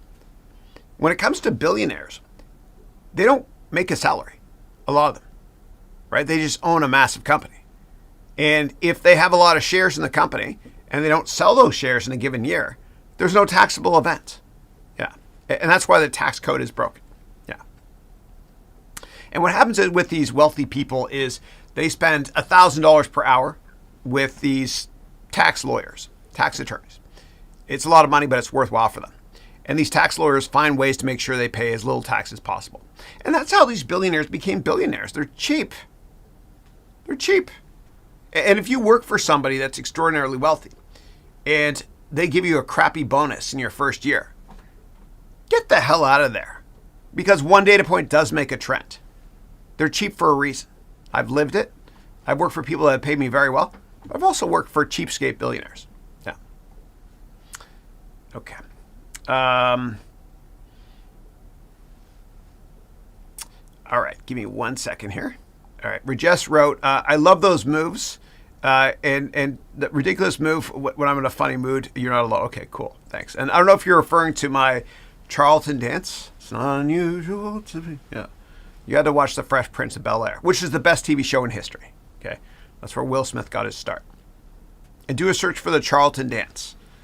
Okay, by Tom Jones. It's ridiculous, but it's funny. All right, next up I got Dara Nidhar said, I want to do a startup, but I'm still struggling to know which product and what kind of company to start. Could you let me know how to think of the right one? Yeah, it's tough, man. Like, I don't think anybody should start a company until you write a business plan first. Most companies fail because they fail to plan. So failing to plan is planning to fail. And so when you're thinking about what kind of company to start, it's got to be something that you're passionate about. It's got to be something that puts a dent in the universe and changes the way things are done in a certain sector. It's like true love. Like when you find the love of your life, you'll know it when you find it because you'll have butterflies in your heart. And then once you find it, then you write a complete business plan about it. Yeah. And you can take my MBA degree program. And then I've also got in the MBA degree program in the third semester in the entrepreneurship track, in the first 5 classes of semester 3, entrepreneurship 3, 1, 2, 3, 4, 5 classes semester 3. I talk about the venture capital boot camp, which is a lot of fun. Yeah. Yeah. And this helmet I got years ago for my complete financial analyst course. In my complete financial analyst course, I had MHS, Morgan Haroun Sachs, remember that pretend company? Initially, I was going to have it as boot camp. It was going to be a finance boot camp, and you would get one of those Army badges after you complete each section of the course. And I decided not to at the last second. It's like, because war is not something to talk about in a fun way. That's why I gutted that. Yeah. Yeah. All right. Okay. And I cleaned my office this week too, or last week. I had guests in here. That's why. Yeah. All right. And then, yeah. Zion is asking about crypto. The best thing to do is just check out my, just settled on the ground there. Check out my complete crypto course if you want, or my MBA degree program, which has a much more up-to-date version of that. Thanks. Okay. All right. Next up, Sarthik wrote, thank you, Chris. I'll definitely take your advice. Wish me good luck. Good luck, brother. Okay, cool. All right. Next up, I got Andre, who wrote, hey, Chris, what's the name of the website where entrepreneur like-minded people meet for business? Yeah, it's called meetup.com. Yeah, it's a great way to network. Yeah, especially now given COVID. A great way to network is to go to meetup.com. So this works in every country in the world. Meetup.com, it's free. And if you want, you can, meet people online for anything. So, you can search for, I don't know, e-commerce. I guess the previous ones I had. Riyadh? I guess, yeah. So let's say you want to talk to people about e-commerce in Riyadh. Let's make it different, actually. Let's go Python. Python, a programming language, whatever, in Riyadh. Say you started a tech company and you need somebody with tech experience, like you're like Steve Jobs, and you need your Wozniak, the techie. Jobs wasn't a techie, Wozniak was. You find somebody here that maybe knows about Python, and here it is. Go to this, it's free. This one is not in Riyadh, it's in Abu Dhabi, which is just fun to say. Yeah, Abu Dhabi. 40-minute shuttle from Dubai. Yeah. So anyway, it's easy to use, it's free, and check it out. Yeah. Okay. And Alex P wrote here, your favorite Alex P. Keaton. That's right, I referenced that before. Yeah. Alex P. Keaton. Yeah. Family Ties. Remember that show, man? A lot of people forget that that's where Leonardo DiCaprio was in. He was in that show too for a while at the end there. Yeah. And Alan Thicke, God bless him, passed away, and his son had that song that was popular a couple of years ago. Yeah. With kind of a risque video. Remember that? I had to change the channel when it was on because Dylan was around. Yeah. 30 something. Can't remember. Yeah. All right. Next up, we got Sushant, who wrote, hey, Chris, when we speak about platform-based business models, which technology companies are having? What tools and software are needed to create these platforms for the understanding of a new founder? Yeah. It's tough, man. It all depends, right? And so a lot of times when people make their own platforms, it's coded on the programming language du jour. So I'm sure there's a lot of Python involved right now, but really the back end is usually a CSP cloud service provider, like Amazon Web Services, AWS, which is kind of like the operating system in the cloud. Or there's Google Compute Engine, GCE. Or there's also Microsoft Azure. Yeah. Or if you're in Europe or in China, because a lot of European and Asian countries don't trust American tech companies, nor should they. A lot of the telco service providers are the CSPs, cloud service providers. Yeah. And then Sadiq said, Chris has a celebrity neighborhood. No, I'm just the gardener. I'm their gardener. Yeah. And actually, once I went to pick up my son around the corner here from school, and I was painting this room, and I had my tracksuit on, and you guys can't see, but I always have Lululemon pants on, right? But I had my tracks on. I had some paint here, and I went to go pick up Dylan, and there was this lady there, and she was like, "Are you the Manny?" Right? And I was like, "Yeah." And then people they treat me like crap, like this. Like you can tell it was weird. So I played that role every time I go pick up Dylan from school. I had my tracksuit on, and they thought I was the nanny, and they were just really mean to me. But that's okay. All right. A lot of fake people out there. All right, next up, Peyton wrote, crypto course is legit, the best. I use it all the time. Thank you, brother. I appreciate that. You're the best, man. You're the best. I hope you had a great flight back from Okinawa as well. Nice flight. Yeah, flight. Yeah. All right, next up, Peyton wrote, look into Kadena, Kadena. And I think you're answering a question for one of the students here. Thank you. It's proof of work that is impressive to say the least. Layer 1 that is being built by someone who is most quoted by Satoshi. Ooh, very cool. Very cool. Awesome. And then Peyton said, yo, I know that guy on YouTube. That's you, man. That's you. And everybody, whenever you see the game report here, that's Peyton Kalawahea, who's one of my amazing platinum students who inspires me so much. Yeah. Next up, we got Anurag, who said, Dear Chris, greetings. Greetings to you too. How do you keep up with your friends and socialize living through COVID? Do you miss personal meetups? Yeah, we do dinners. Like Christine and I, we're going out with Scott and Naomi this Saturday.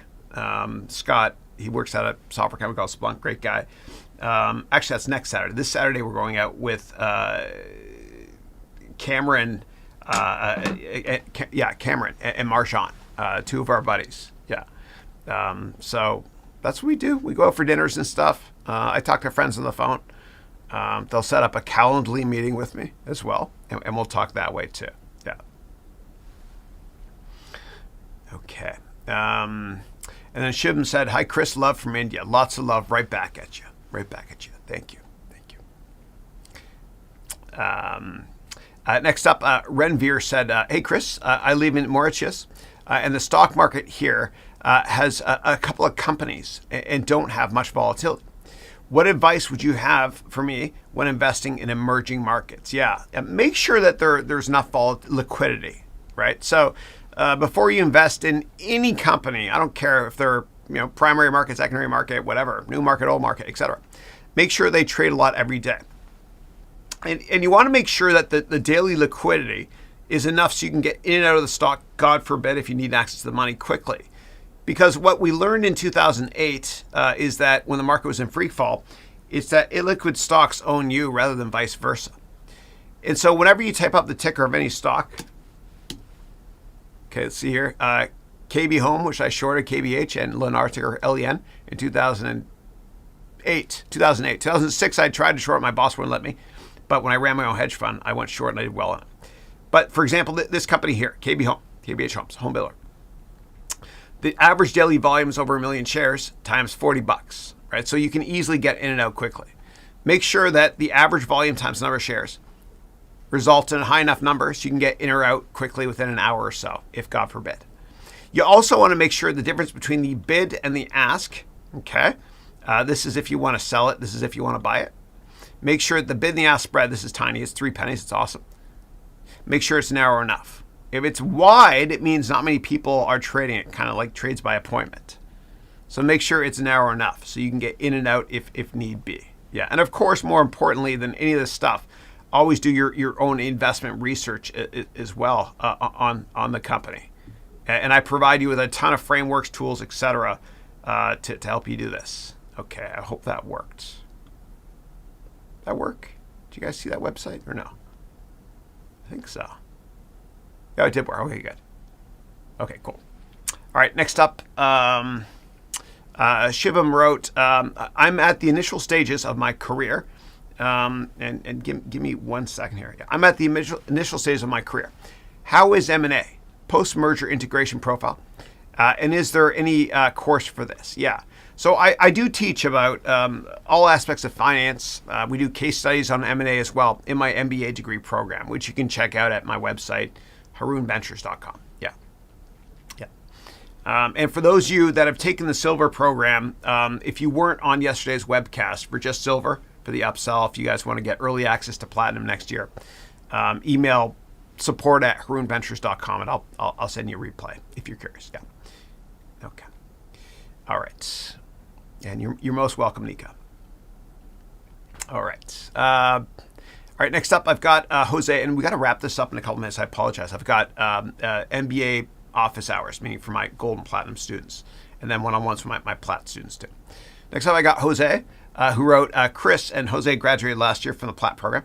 And Jose, I want you to talk to Peyton Kalawahea. And Peyton goes by the game report here. I want you guys to connect, do a Zoom call as well, because you had questions about NFTs, and Peyton runs circles around me in that area. But I think you guys are both great guys. You'll love it. You'll love it. Jose, East Coast, Peyton, West Coast. Yeah, you guys will love it. All right, so Jose wrote, "Chris, I'm thinking about upgrading my camera gear." And you had the Canon 70D, I think, yeah. "I'm thinking about upgrading my camera gear for my wife and my daughter's channel." Oh, cool.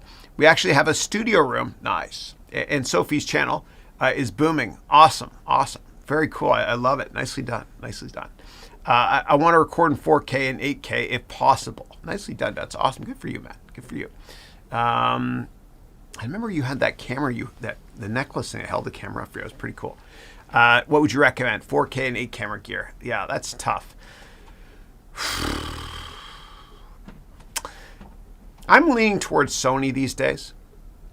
I'm a Canon guy just like you, right? And by the way, the camera that you usually use is what your dad or mom used growing up. My dad used Canon. Yeah. But I would say if I could start over, I'd probably do Sony, the A7R III. It's a beautiful camera. It's mirrorless. It's 4K, and the new menu system that Sony has is finally very, very intuitive, so that anybody can use it.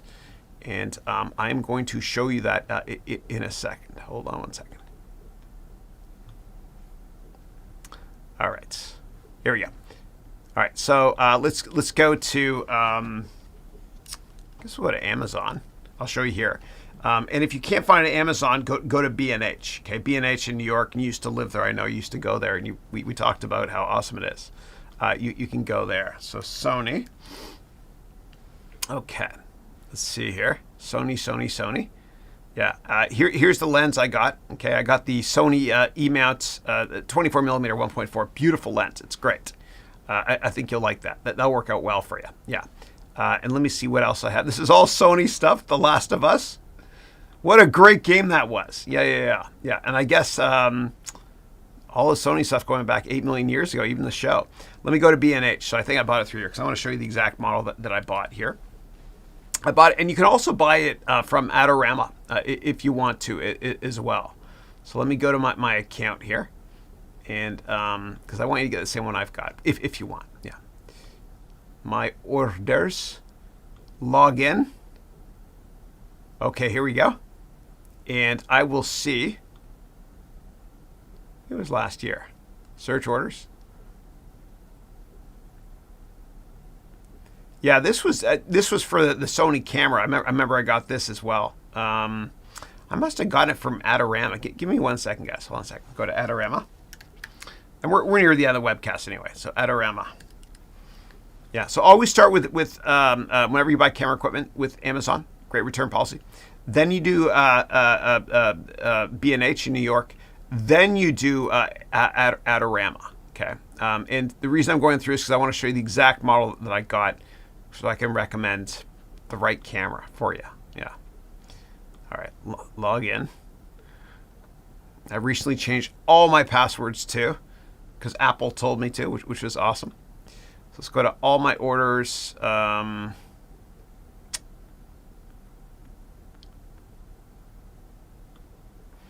right, let's see here. Aha, here it is here. Okay, good. This is the one here, dude. Yeah. And the price you can get much lower as well. This is a kit I bought. So this is the one here. It is pricey, brother, but this is your full-time job. I recommend thinking about something like this. So this here is a Sony Alpha A7S III. A lot of this stuff here is overkill. I got this here on the side. This little, it's called that little TV thing on the side. It's called an Atomos. And the reason I got it was because I always want to make sure that I understand if my exposure is right or not. And so what you can see in the corner there, the video of me, you can see a bunch of lines on me. And let me go full screen, explain what all this means to everybody if you're curious. Yeah. So you can get that external device, the Atomos device, Ninja device. And basically what it will do is it'll help you understand if you're overexposed or underexposed. And so I've got it right here. And what you do is you, let me turn off the backlight so I can make sure this exposure thing works here. This will be fun. Yeah. So what you do is you can color grade as well, which we do with DaVinci. But you hold this up. It's not perfect, but it will work. And you see here the Ghostbusters thing. Who are you going to call?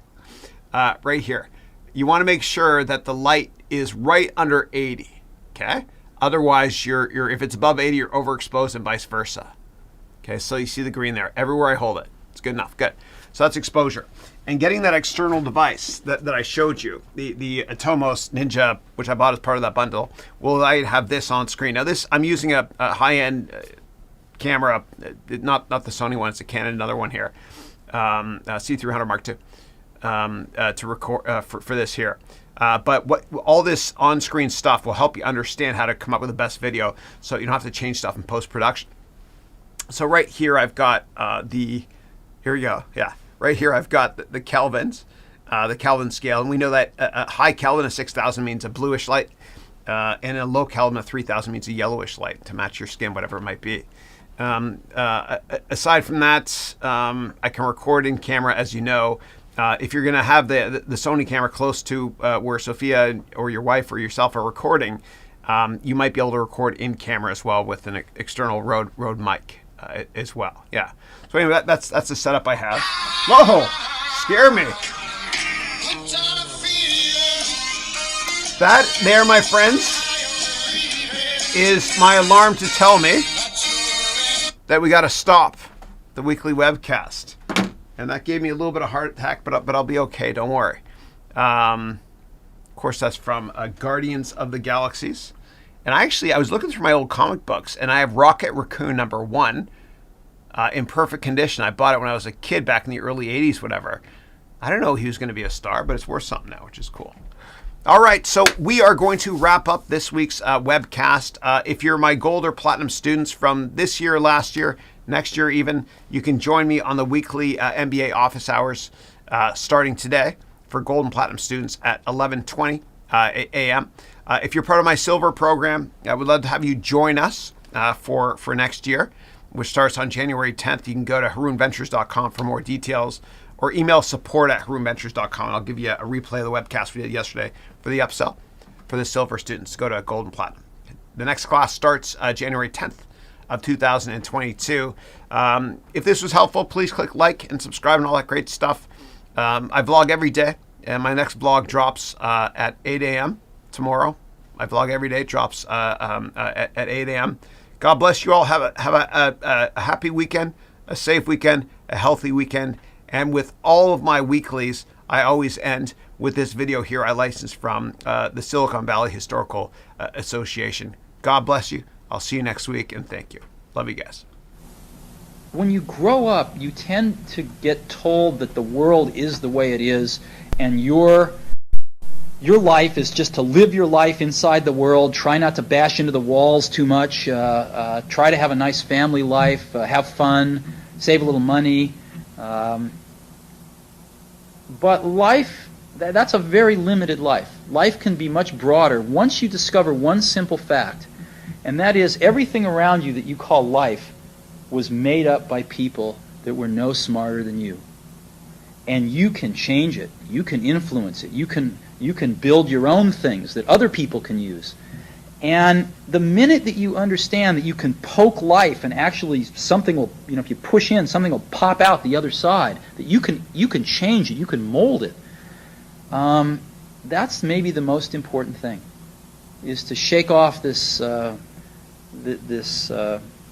erroneous notion that life is there and you're just going to live in it, versus embrace it, change it, improve it, make your mark upon it. I think that's very important. And however you learn that, once you learn it, you'll want to change life and make it better, because it's kind of messed up in a lot of ways. Once you learn that, you'll never be the same again.